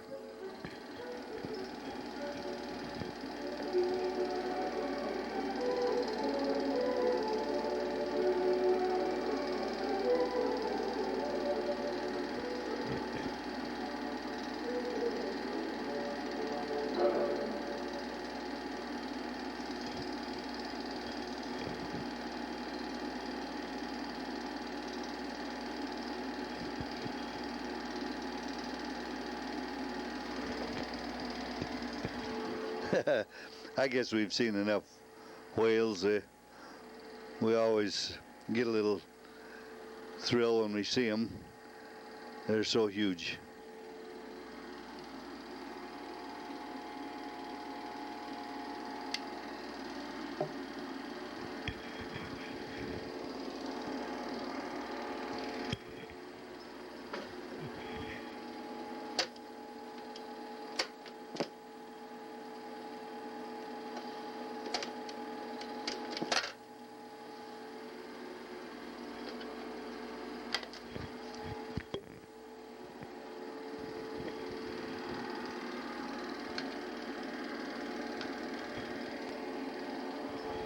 Lots of eagles in that country. Lots of eagles. Guys used to shoot them, get the bounty off of them, but no more. There's a couple of otters kept messing around there, and doggone little cusses got inside the net. They was squealing and hollering. We didn't want to drown them, so went over and lifted the net up, let them out.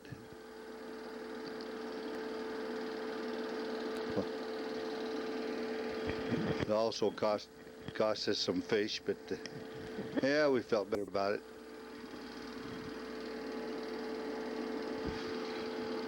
This little bird was on the beach. He was sick. He wasn't feeling too good, and we didn't know. We tried to feed it. It wouldn't eat anything, so we put it back, and hopefully it made it. This is a big eel. We call them rock crushers. Big, terrible teeth, and this one didn't have too many teeth. I guess he'd been biting too many rocks or something. Now we're fixing to go crab fishing. King crabs in the boat harbor in Kodiak.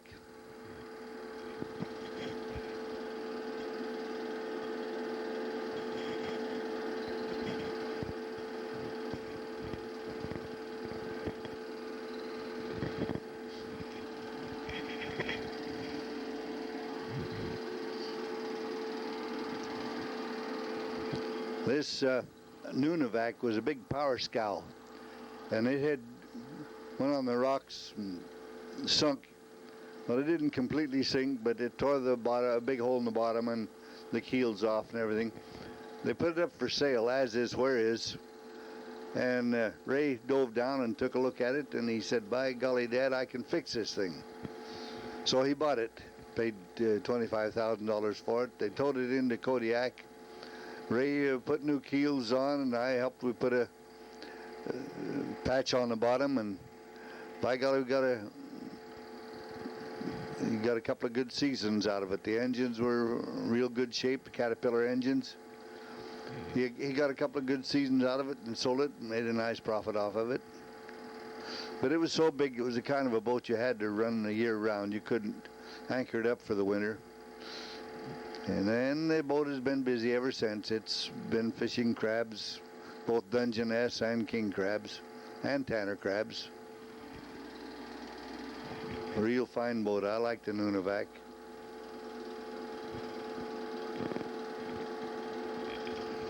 It was built to haul reindeer from Nunivak Island to Nelson Island. A fellow by the name of Jim Emlock run it. He hauled a bunch of reindeer, and after the war, why they turned it into a fish boat.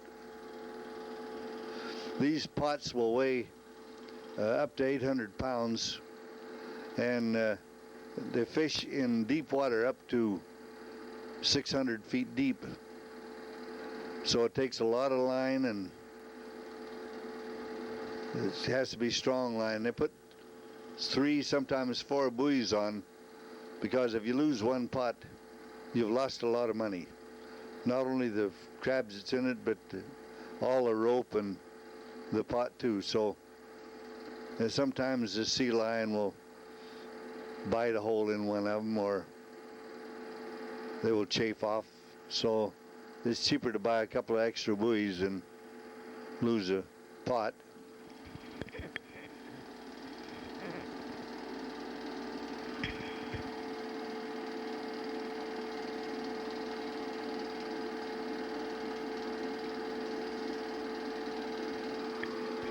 This shiv that is up there is a V-shaped one. The harder you pull a line, the more it pinches down in there, and it's hydraulic driven, and it will pull the rope and the pot right up. Sometimes the pot will be absolutely full of crabs. Other times it'll be just a few in the bottom. But put it up on deck and put it between the 2 tanks, and throw the females overboard, and the males will go in the tanks. These tanks have to be full of circulating seawater all the time, or the crabs will die. This boat was called the Madre de la Rosa, and it was too low in the water, and they piled the crab pots too high on it. It rolled over and killed the father and 2 sons there, Mormon people.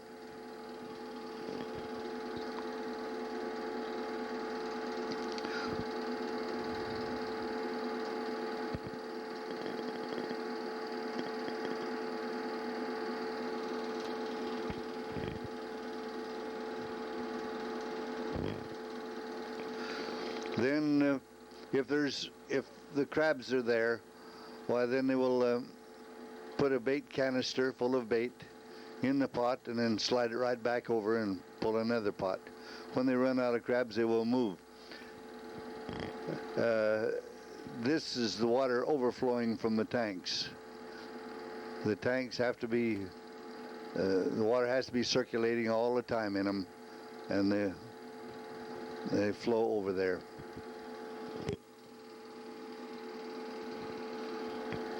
There's big pipes at the bottoms of the tanks with lots of little holes in, and the fresh seawater comes in these or out of these holes, and then the tanks are full, and the overflow is flowing out there. If you anchor by a freshwater stream, any fresh water, why the crabs will cough up some brown stuff and then all die. The cannery will not take any dead crabs, so when you get to the cannery, you better have all fresh crabs.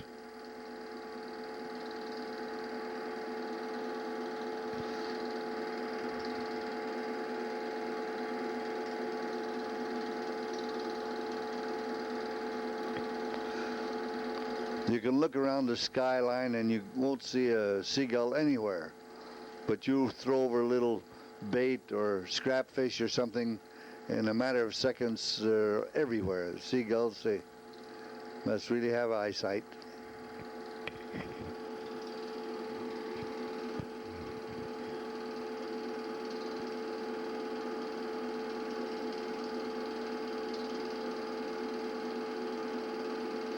That's the radar turning around and around there. A lot of fishermen never turn it off. It goes night and day. Well, in at the cannery, the water is pumped out of the tanks, and that's what you see in the bottom. A mountain of legs, crab legs. Get paid by the pound.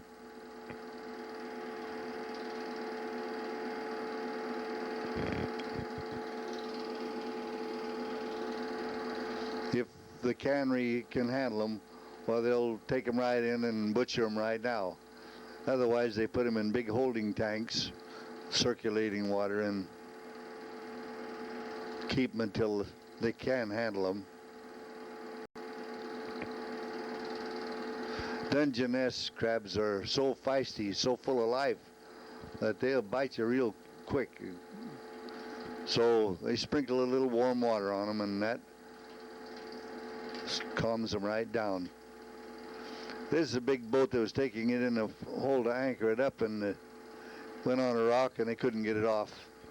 Sunk right there. This is going up the inside passage, and this is a place called Buttedale, and it's deep water, real deep water, right there where the water dumps over the cliff. I run my boat right up and can get a cup of water right off of out of the waterfall. The beautiful lake up above.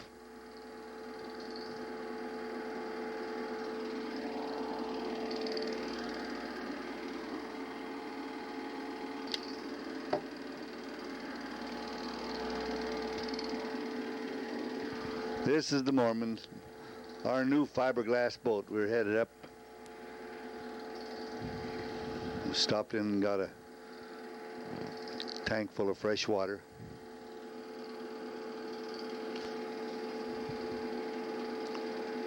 Got a nice haul of salmon here.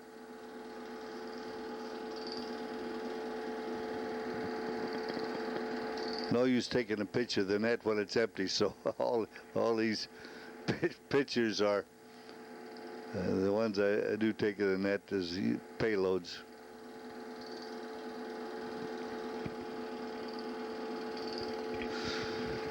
Mostly pink salmon, but there's a mixture of silvers and chum salmon. We call them dogs. We call the pink salmon humpies. Later on, when they go up a creek and get ready to spawn, they get a big hump on their back.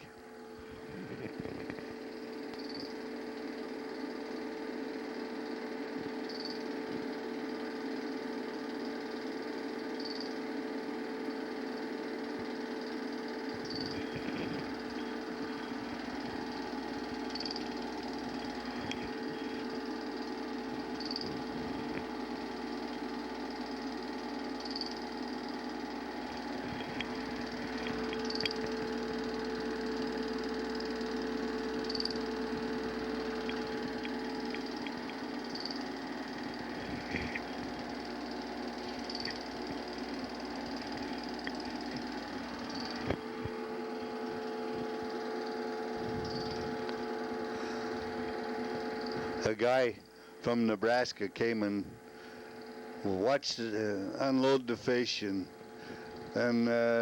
watched the money change hands, and he said, by golly, I'm in the wrong business. So he went back to Nebraska and sold his farm and his cows and everything, come back and bought a fish boat. And that winter his wife started noticing gray hairs in his head. Every time the wind blows, you wonder if your boat's gonna drag anchor.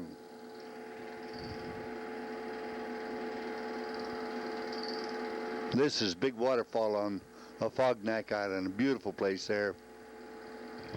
Ray wanted buy a little land there and start a fish farm, but the Indians claimed part of it, so there was no way he could. But they put a fish ladder over in the next little falls, a little waterfall nearby, and by golly, it turned into a real success. Here's an old horse. I was telling about the old horse that the wolves finally got, but that's him. I called him Dobbin, and I'd go there and he'd run around me and never would let me pet him, but it was a sure shame the wolves had to get him. I would a lot rather shot him, and but I wasn't there at the time. More sea lions, lots of sea lions. A big school of herring had come in here, and the sea lions had followed him in, was feeding on them.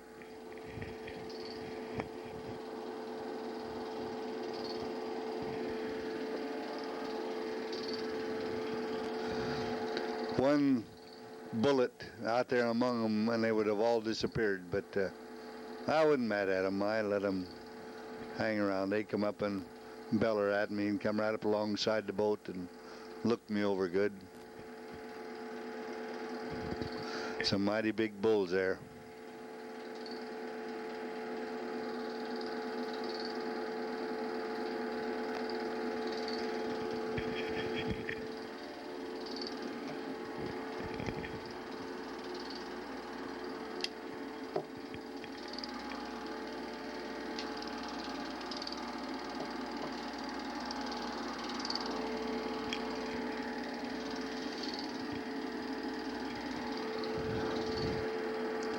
This is looking up. There's a long kind of a gut runs up in Parramatta Bay, and right up at the head of it is where they planted the elk that they got from Olympic Peninsula and in Washington, and took them up there and released them. And there were no predators. The bears didn't touch them. There were no wolves, and they really did wonderful. Big, huge herds up there.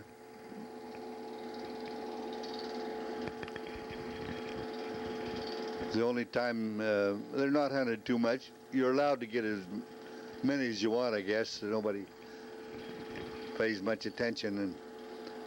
But I don't like elk meat as well as I like moose. Early fall killed moose is delicious. Elk wasn't quite as good. But we certainly ate our share of them. I got in a terrible storm. And Ray is taking a picture of my boat over there. My boat rolled over so far that my net fell overboard. We had an awful time getting it back. So a couple hours later, we were in shelter. But I don't like weather like that. If anything's going to go bad, it does. Get water in your fuel or anything else. The wind was blowing about 70.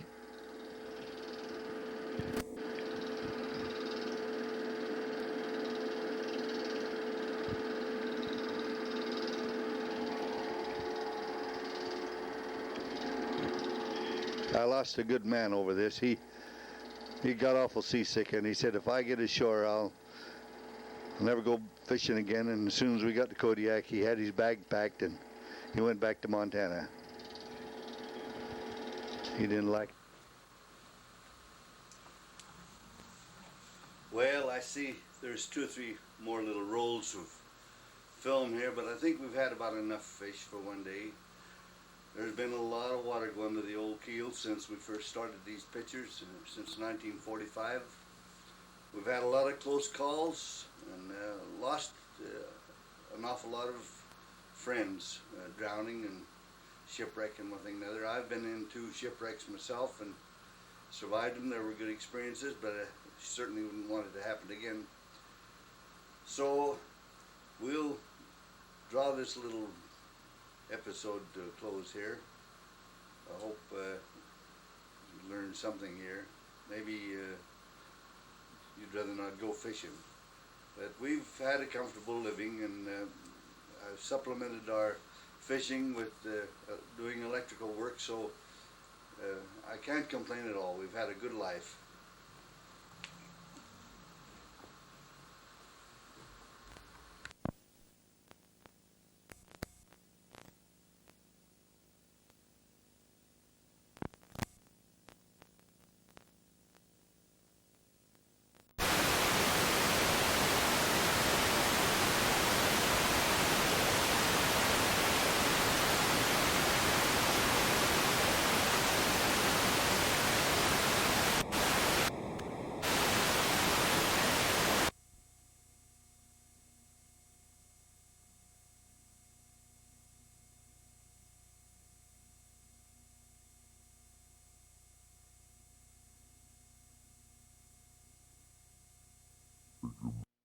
started blowing up, so we had to back off of there in a hurry.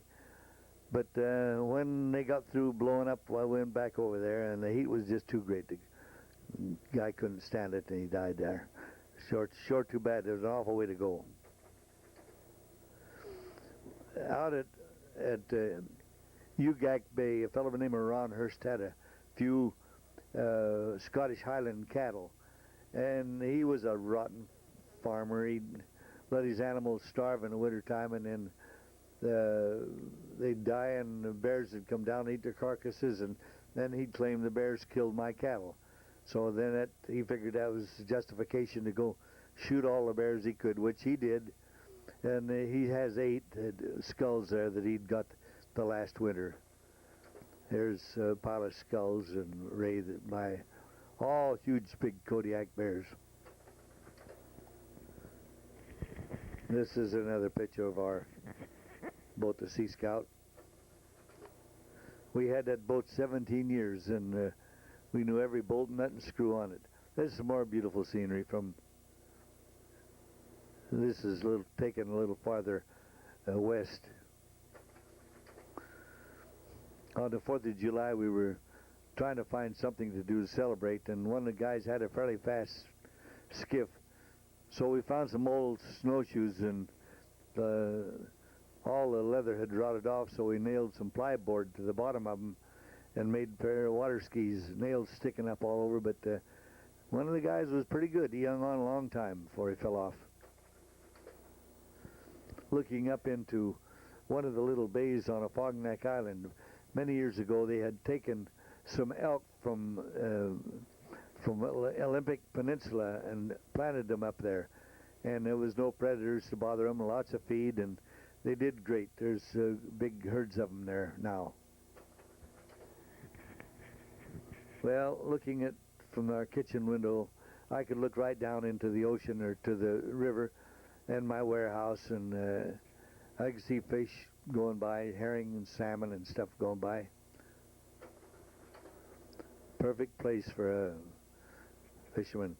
I had just shot another seal there, and I was hoping it would float so I could get a hold of it. We got $3 a scalp for him, which was darn good money in those days. $3 went quite a long ways. And we got $50 for a front leg of a coyote. So any coyote or seal we had a chance to get. Also, there was a bounty on eagles, but soon they dropped the bounty on everything except coyotes. More scenery, some of the bays and valleys on Kodiak Island. Looking down, the plane is just about over the top of Kodiak, and we're looking at Woody Island. In the early days, sailing ships used to bring a load of freight up, and then they'd go over there by Woody Island, and in the wintertime they'd cut off huge blocks of ice out of that lake and put them aboard these sailing boats, and that was for ballast to get back to San Francisco. Some more geographic harbor and all that volcanic ash in behind. There was 5 wolves in there, but I couldn't get them any clearer than that. In Seldovia, at the time, there was no television. The only recreation we had was the recreation we made. We had basket socials and parties and dances, and Jack English, the guy there, he was more or less the town handyman and later became the commissioner. Peggy Boone was the only available, not available, I should say. She was about 19 years old, and the only girl, eligible girl, I should have said, for if anybody wanted to get married. But all the guys tried to dance with her. She was a real nice girl. That's Ray hitching another ride. We're coming out of Snug Harbor. Looking down from Pillar Mountain down to the bottom is a place called Gibson Cove. That farther is about the middle of the picture is the airport and Woman's Bay. There used to be a submarine harbor, submarine base during the war, and then a big army base, and they moved everything out now except the Coast Guard. The Coast Guard has some ships and planes, and that is the landing strip up there. A fellow come in, tried to get into Port Williams, and he went to sleep at the wheel and rammed upon the rocks just before he got to Port Williams. Had a big load of chum salmon aboard. Another picture of it. The storm the next day demolished it, tore it completely apart. This is our main street back around by our homestead. I had sold the sawmill 40,000 feet of logs, and he said, well, now I have a cat here. Anytime you need it, why, go ahead and take it. So I make me a road once in a while, plow a little snow out. Here we're all out digging clams now. After a snowstorm, our first little house in Kodiak. I have a nice big load of fish there at Saltry Cove, and I'm waiting to unload them. Now we're putting Ray's new boat, getting ready to put it in the water. I had, during the night, we didn't have radar or anything those days, and if the weather was calm, it wasn't unusual to go ashore, ram your boat up on the beach. So I went up on a sandy beach and looked over the side, and there was razor clams everywhere. So I, with my hands, in a few minutes, I had us a nice big mess of razor clams.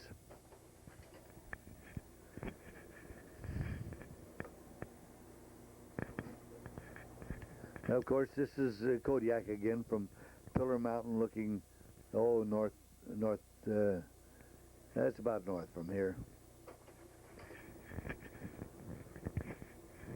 Another load of fish. I'm heading for town, I guess, with these. This is the boneyard, or place where they haul the boats out in Kodiak. My boat, little boat, the Sea Scout, is down on the left. They finally, it got so old, they took it over and ran over it with a cat, mashed it down, and burned it up. This is looking at corner of our house, first log house, Kodiak, or Seldovia rather. Looking at the small boat harbor in Kodiak. When we first went to Kodiak, there was no small boat harbor, and you had to lay in the channel, and when the wind blew, you had to get completely away from Kodiak. That was a lousy place to go in for shelter. So, but they're out, the bays out around, not too far away that we go. But now they've got this nice boat basin, and it's a nice place. I am 51 years old. That's what it says, and I'm celebrating my 51st birthday there. Up Cook's Inlet, right out from the Nilchik, is a big rock out there. Well, two rocks side by side, and up there the tide runs through there like the devil. And you run your gill nets out during the night, you can't see them, and then all of a sudden you'll find you're not going anywhere. Water's whistling all around you. Well, you're wrapped around that doggone big rock, and you can't move until the tide changes. Tide comes in, it changes, and then if you're real lucky, you can unwind it back around the rock, but you usually get it back in tatters. So much current goes through there, it tears it.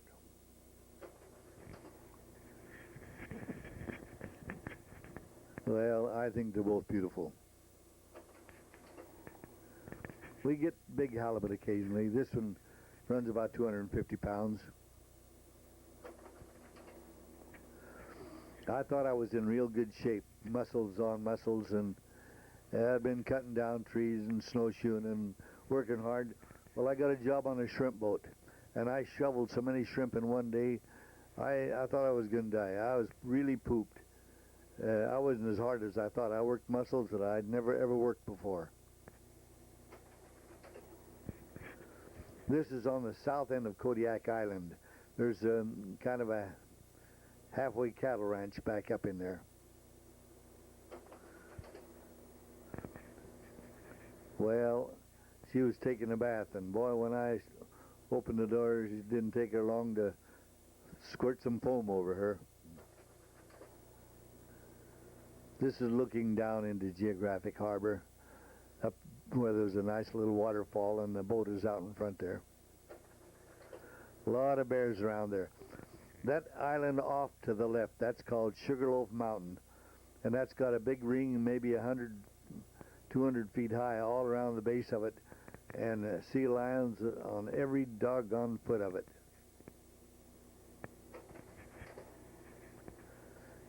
Well, there's 3 crabs. Biggest one is in the middle.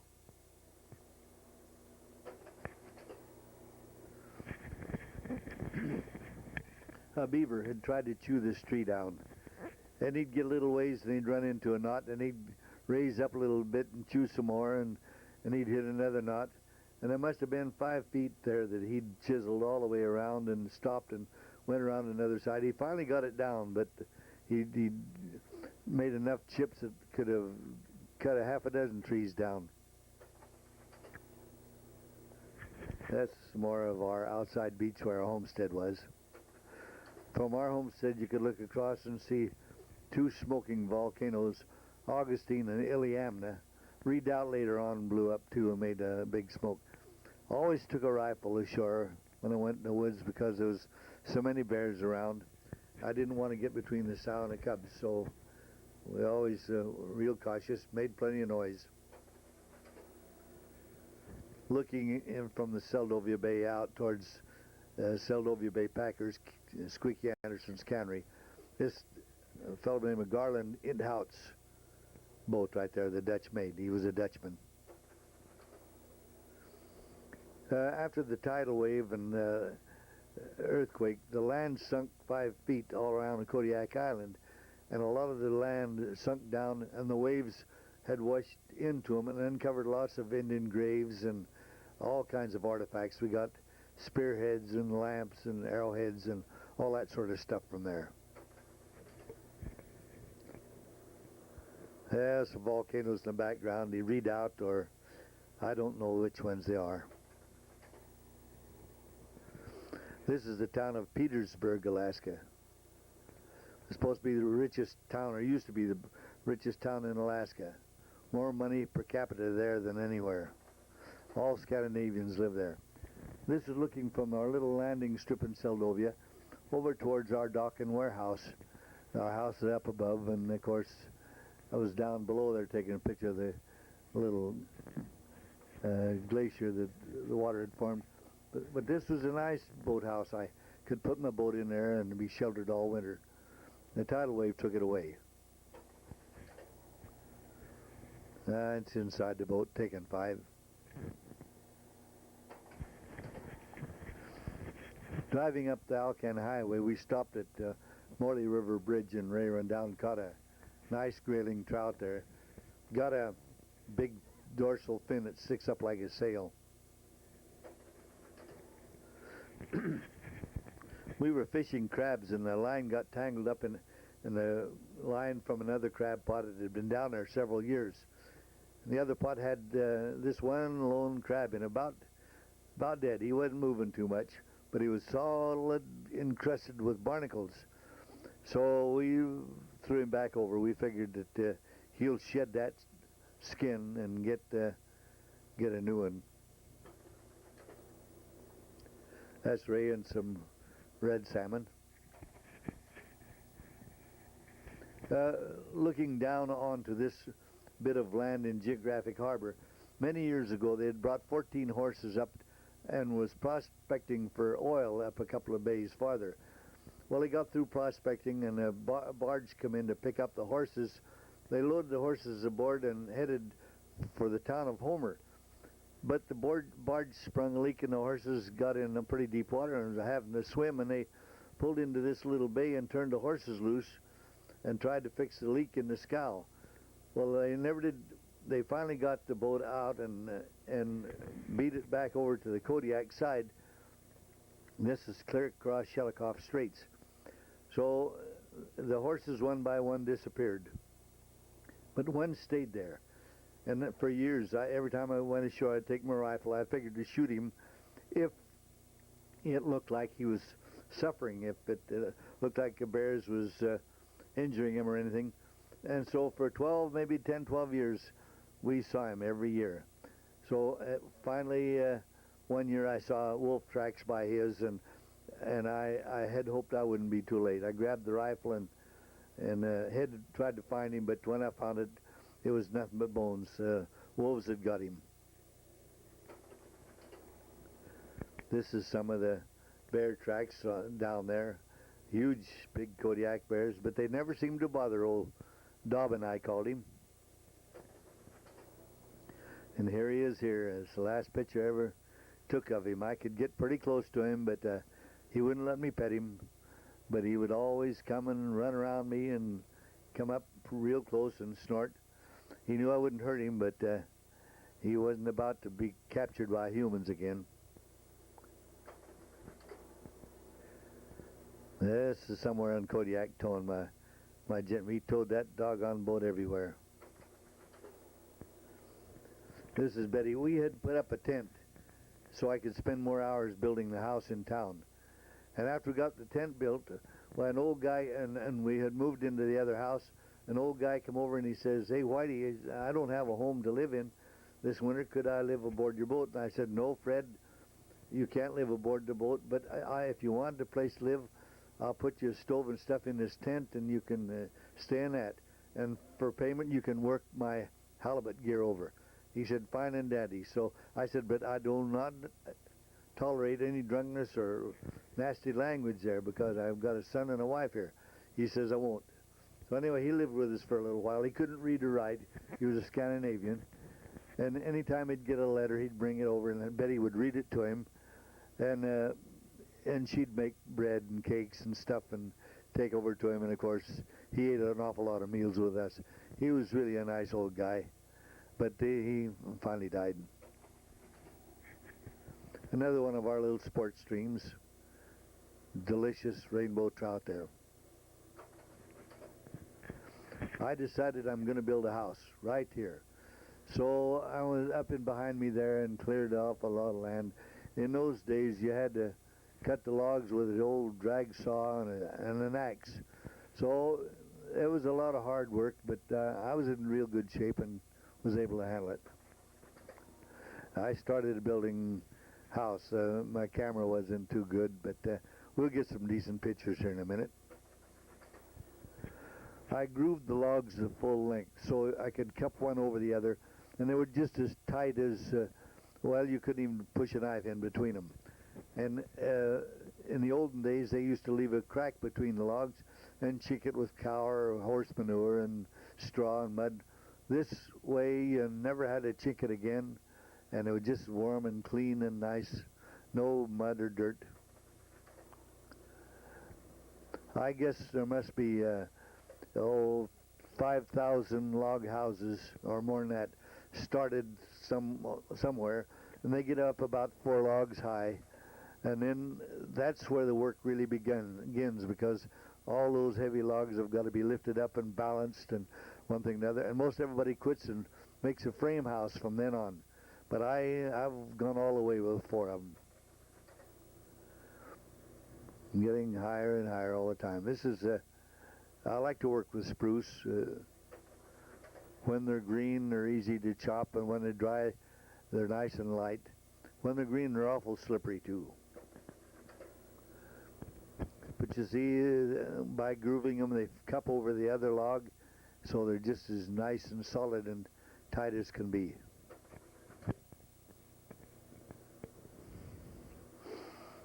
Where I didn't have a log partition, I would make it out of knotty pine, like right there, and always had the smell of wood. I really loved a log house. Betty had gone over all the logs with logwood oil so they would stay shiny and stay the same color all the time. This is looking from in the kitchen at the dining area And out that window, you could look onto a little lake and see deer and there was be all kinds of seabirds and otters and stuff. This lamp is taken from in the kitchen, looking at the kerosene called a trap light. They used to put them on the ends of fish traps, so in the dark, why you could tell where the end of the trap was. And this particular light had quite a history. The fellow named Harry Leonard, his boat broke down and he was being washed out to sea. So he saw this trap light, and he was able to get close enough to the trap that he jumped out and grabbed a part of the trap and hung on. The guy that was with him couldn't make it, so he disappeared. They never saw him again. The boat disappeared, sunk. But they found Harry the next morning, and he was still alive, but his feet was froze. They cut his feet off, but when they abandoned the trap, I just went out and got the light. This is looking in our front room in the log house. The logs were long and straight. The best logs I could find were the ones that went overhead. Merry Christmas.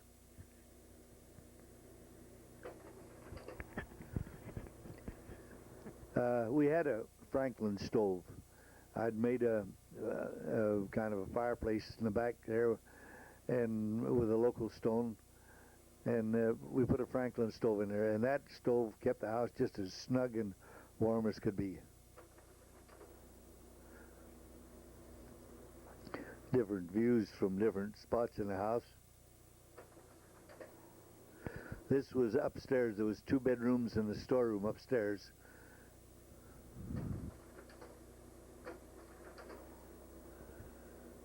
Something happened there. I missed one. Anyway, the stairway going upstairs was split log, and they were cupped over another big log. An elephant could go up and down there without caving it in.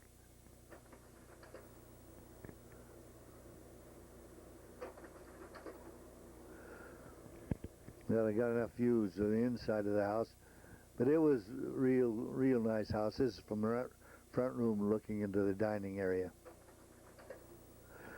Outside, I put a little gingerbread around it so you could hang there was a door upstairs. You could walk out there and hang bedding in the snow or whatever. And the stairway there was the same as was on the inside. It was split log.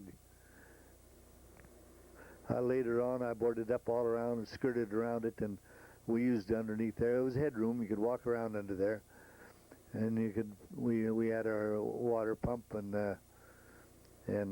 deep freeze under there. Here I am working over the very slide that you're looking at right now, sorting them out a little bit.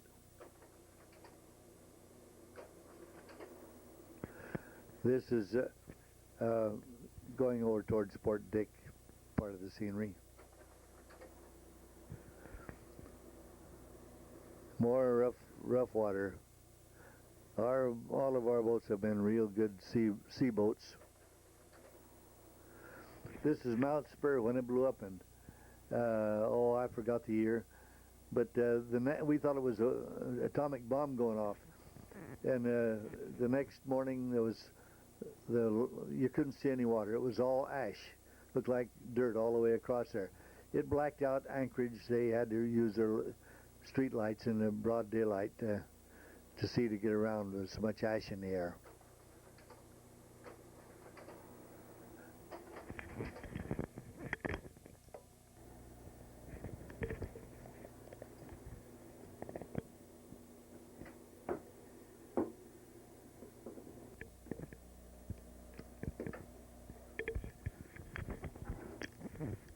Well, another beautiful sunset, all the colors. I sure wish these would show as nice on here as they did on the screen.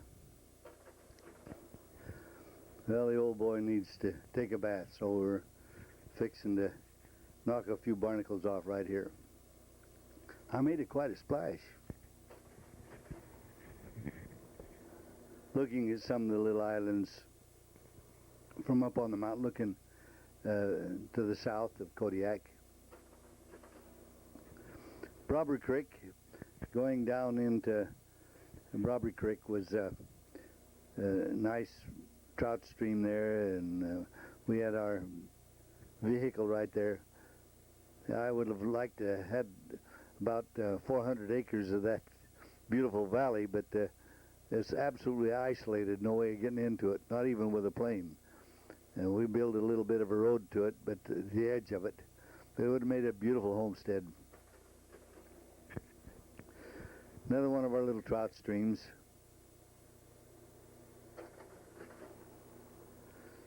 This old moose, she'd had a rough winter, but she was making it all right. The calves, a little skinny, but they come out of it. Hank checked her from time to time during the summer and said she did real well. This is our old boat, the Sea Scout. I had a nice little load of fish on it.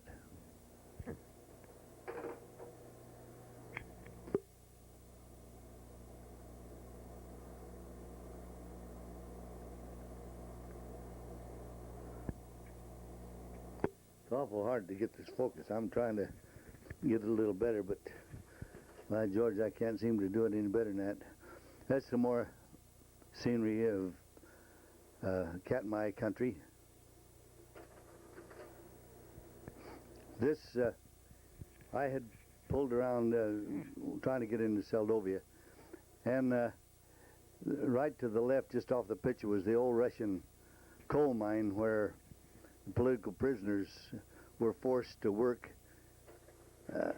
This is the entrance to the old coal mine here. They all left here and walked around Kachemak Bay over the glaciers and big streams and stuff, and they finally wound up in the Nilchik. And they couldn't have found a better place to have stopped.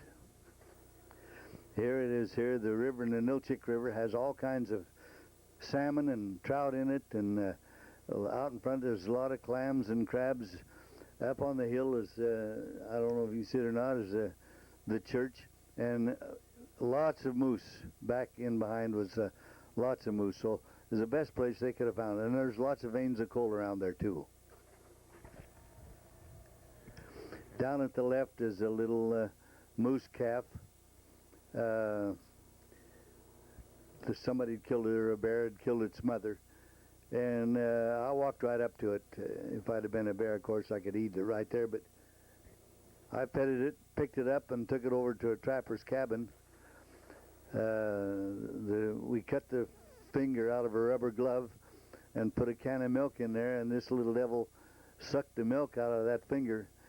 And the old trapper had to go to town 3 or 4 times to get a supply of milk, but the calf grew up to be a big, beautiful bull moose.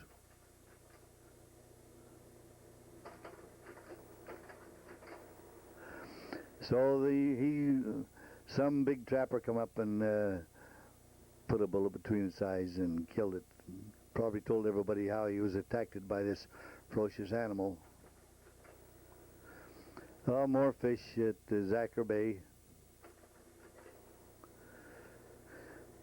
There's Ray, he's posing. The closing time was at 6 o'clock, so we'd leave the net in the water right till the last minute and then pull it aboard just as fast as we could, and then go up the Kenai or Casilla rivers and take the fish out in there. It was a heck of a job, but it paid off. Some more of our vehicle on our main highway here in Seldovia. We built a little road up to Seldovia, up around a place called McDonald's Pit. And I was working on the road, and so we'd keep the road open. We'd all ride in my Jeep up there to where we were working. This is putting out halibut gear. You have to go pretty fast to let the halibut gear. Those hooks, baited hooks, come flying out of there, and if they were to drop down and hook the coil, why, it would make one big mess. So you had to go pretty fast. This is some more beautiful country. This is in Paramanoff Bay on Afognak Island. Coming from Seattle, heading for Kodiak, the last place you can take on any fuel and everything before you cross the Gulf or open ocean is Elfin Cove. And this is Elfin Cove. Just I swung over and took another picture to the left there, and this is another part of Elfin Cove. A little village there. There's a store and a bathhouse, and there's quite a few people, not quite a few, maybe 50 or so people live there year-round. When we're not fishing, 2 or 3 boats would get together, and women would make a cake, and Carmen there's going to cut a cake. This is some of our meat supply.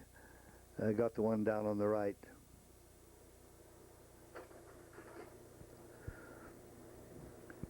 Oh, this is my nephew. We get octopus up to 12 feet across, and that's one of them right there. Well, I'm going to try to.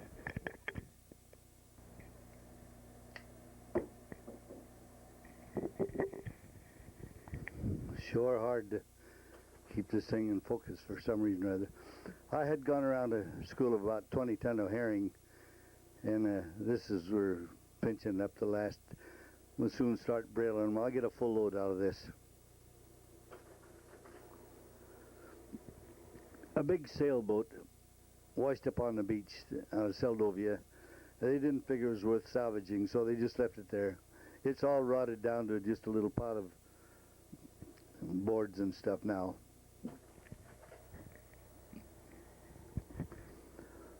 We had just bought a new boat, and we're going to head north just as soon as we take on groceries. So this was in Seattle.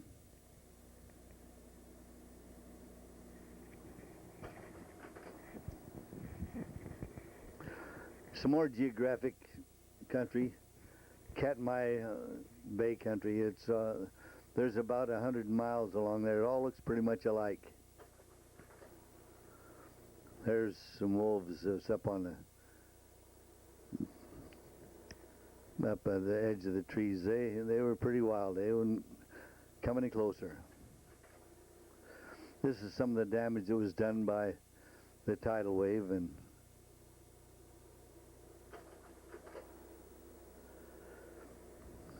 drifting up Cook's Inlet. The sun was just about to go down.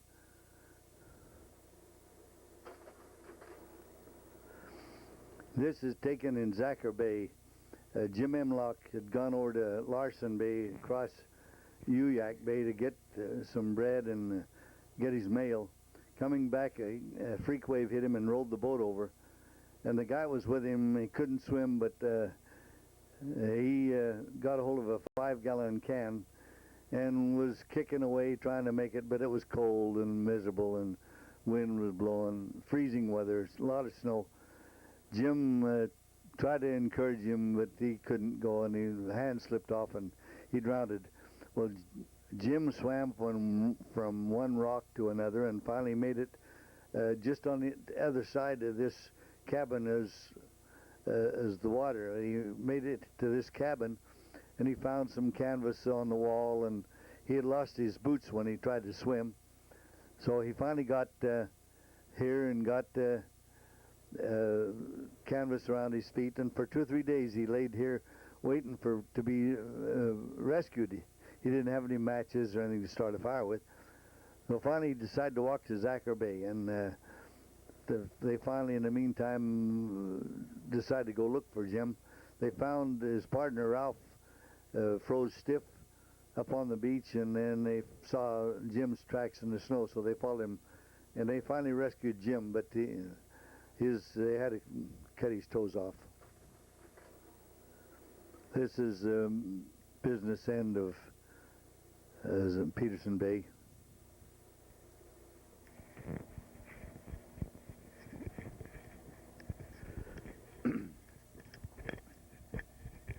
I said Peterson Bay. It's Petersburg. My mind is not on it here. There's another big eel. I cut it open to see what it was eating, but it was hungry. There was nothing in its stomach. Another nice halibut.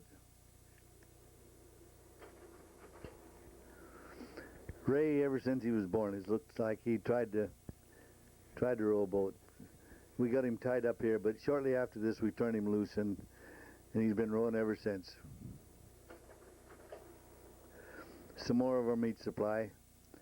Ptarmigan are real fine eating. Their meat is real dark, but it's good.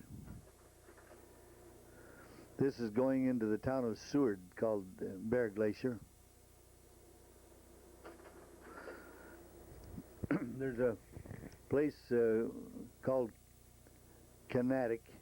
It's a deserted village. It was deserted in the early 30s. They used to take big sailing ships and bring them into this bay and unload freight, and the people here would put the freight on wagons and bobsleighs and stuff and haul them over the pass and down into Bristol Bay.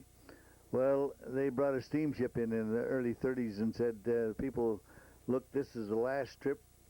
If you want to come on. So they all clambered aboard the ship and left, and they left the houses just like they were. There was dishes and even food and all kinds of stuff, cookware of all kinds.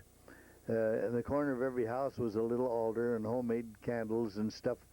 So they just left everything. Of course, when we went in there, why, I gathered up some of the iron cookware, and Betty got bottles, and I don't know what it was that why they left or where they went to.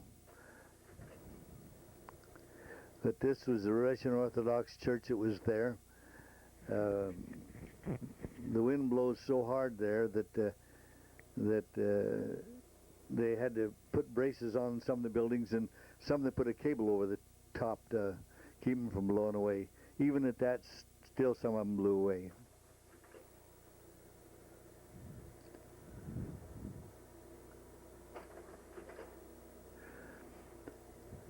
I found some old tools.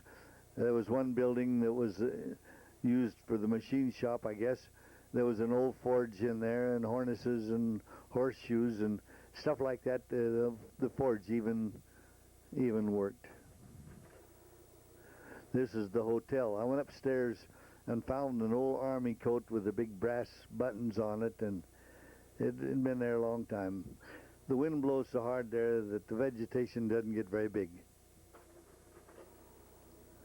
There was no names or dates on any of these headstones or these graves markers. This is back in Kodiak at Small Boat Harbor. That's our boat out there in front. This is looking up at our homestead in Seldovia. I had a boom sticking out from those trees, and I'd bring a load of coal in there at high tide and dump the coal overboard. And then I'd take the boat back out in deep water and anchor it and go ashore and run up the top and lower a 50-gallon drum with the top cut out of it down with this hand winch, lower it down the beach when the tide started going out, and then run back up and crank the darn thing to the top and swing the boom around. And that's how we got our winter supply of coal up and down that with that hand crank winch. It was 62 feet. I measured it many, many times. But it was a lot. The coal was soft and made a lot of ash, but it was sure a lot better than chopping wood. Taken from the place called Petersburg, a little beautiful little bay. We had pulled into Western Inlet, though. The weather was real bad, raining and a howling gale. And we was all fixed to go in and find us a nice little spot and drop the anchor and wait out the storm. Going into it, we hit a rock and poked a big hole in the boat, and the boat started to sink. We called the cannery, Port Williams, and said we're sinking and we're in Western Inlet. And he come back with see you tomorrow. And then the boat rolled over. But we were able to save the stew. We pulled the stew out before the boat rolled and went ashore and found a nice little cave and went in the mouth of it and got a little fire going and spent a pretty wild night there. We finished cooking the stew and ate it with clam shells. But next morning we found the boat. The water had run back out of the hole. The boat was high and dry. It had washed up on the beach. And we chopped a hole in the floor and put a pillow over the hole in the hole in the hull and stood on the pillow.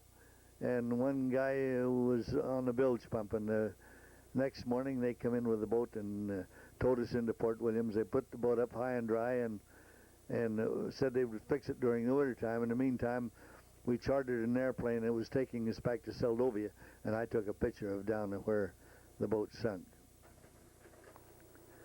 This is another picture looking at in Squarehead Cove, towards Squarehead Cove and where all the fossils were.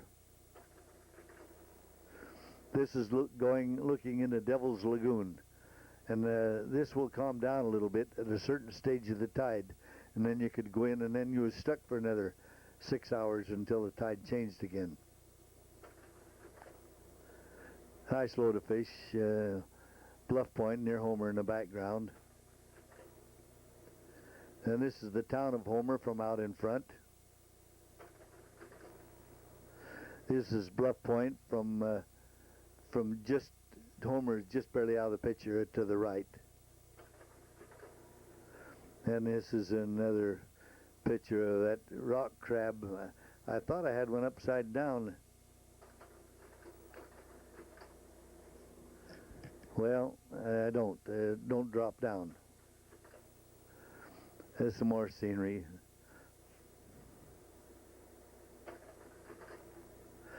This is from up on the glacier, looking down at the end of Homer Spit. To the right a little bit is Anchor Point. Mount Iliamna smoking on just over the hill from Homer Spit, and then Anchorage is up to the right. This is an old Russian house that the bottom logs have all rotted out, and the door don't work anymore. It's pretty soon there'll be nothing left but the ceiling. There's more glaciers from up around near Seward. Terrible storm. There was 5 or 6 of us boats trying to find a place to get out of the wind, and our anchors would drag, and we'd have to keep pulling the anchor and trying to find another place. Finally, I got tired of it, and I went right up to the beach till the boat touched the beach, and I lassoed a big boulder and then slid back and was tied to that big boulder, and then no wind could blow me from there. Looking at Seldovia Harbor.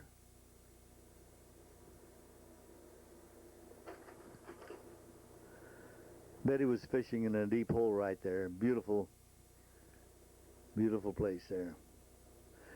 Lots and lots of fish. We saw this little airplane washed up on the beach in one of the little lakes. And I was remarking to my partner how much bare bones looked like human being bones. There was a pile of them there. They had got out of it because there was a broken knife on the underside of the plane. So they'd cut themselves out. But they had died. I told the people in Kodiak about it, and the Navy had sent some people over and gathered up the bones. It was a couple of Navy guys that had come elk hunting the fall before and had disappeared, and they never knew what happened to them. So they know what happened to them now. This is looking at Seldovia from out in the Seldovia Bay.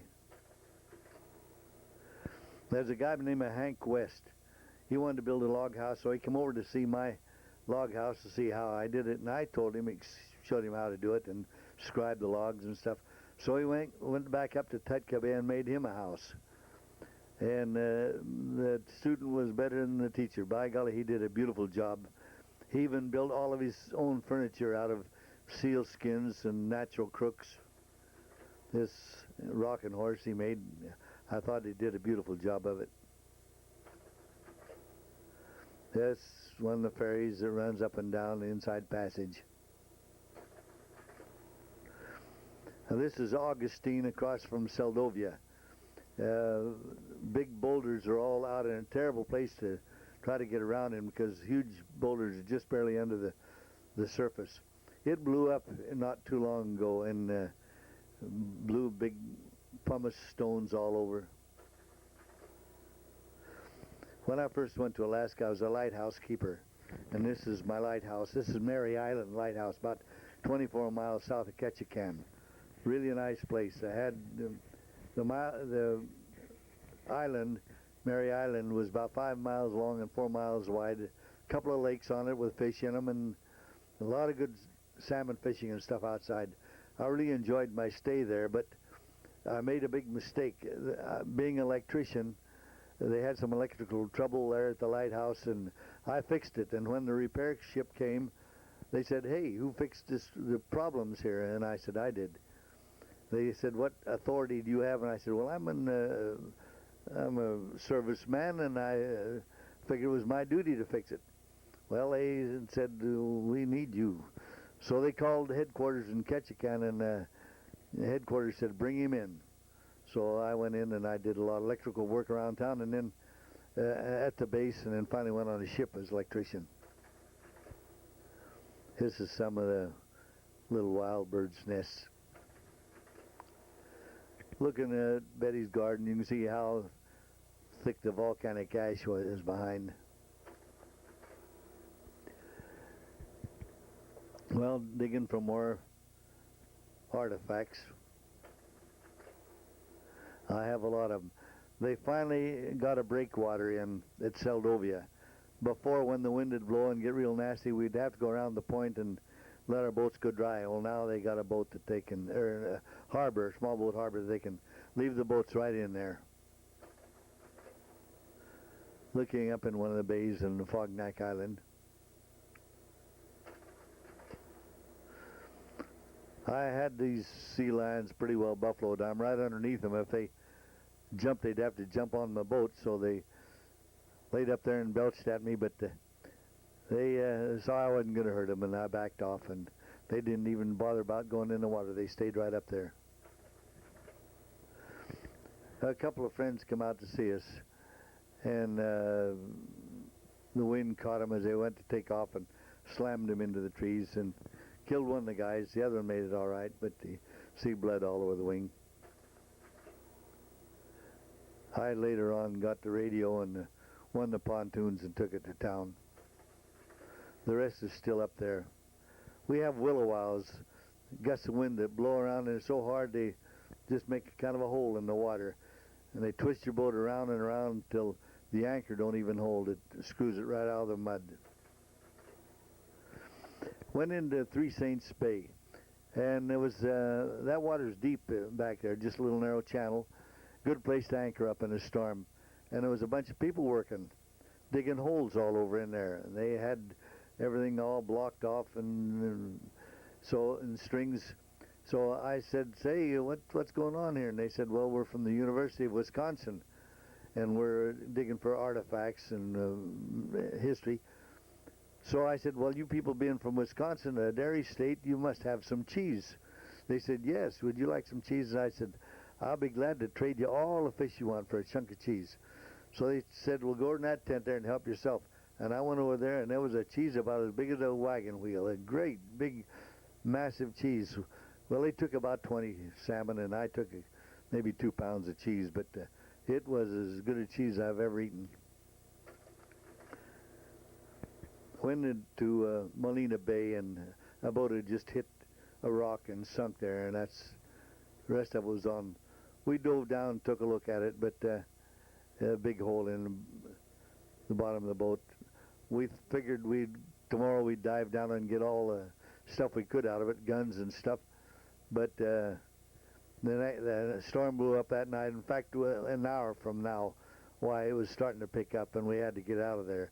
The next day, there was nothing left. You couldn't even see where it was. All the rough seas had really spread it all over to the bottom. Another pretty sunset. This is a place called Old Kodiak. Used to be a village here. waterfall, and at high tide, fish jump up over the rest of the falls and go up to a little lake. It's not too far from Old Harbor. Some days, this is all you get to see the sun, just before it drops into the ocean. There was a big boat, iron boat, pulled into Seldovia, or Kodiak, and they let it go high and dry and then jacked it up. It was called the Beachcombers, and they made it kind of a hotel for people to work in the canneries, and they got to be a whorehouse and a gambling joint and dope, and so they finally wound up cutting it up and hauling it out for scrap. After the tidal wave, of course, the town used to be where that boat is. There was even boats up farther uptown than that, but this one was washed up high and dry, and a big hole in the side, and they pulled the engine out that hole. This is some more, I don't know which place this is. It's along the Alaska Peninsula. There's McNeil River and different places along there. The rock is very funny. It looks like pebbles or round rocks in cement. The hardest stuff, you can't get them loose. It's really a hard cement that they're in. Cobblestones. They were prospecting for oil, and they'd shut off a depth charge there to get some soundings and one thing and another from it. That's our little house after a snowstorm. That was a comfortable little place. It wasn't very big, but it was big enough for us. This used to be a whaling station called Port Hobron.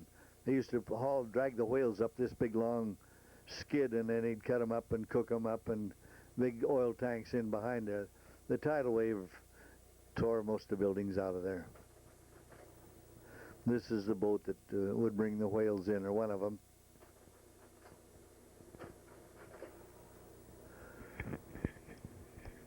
Well, this is some scenery. I don't know just exactly.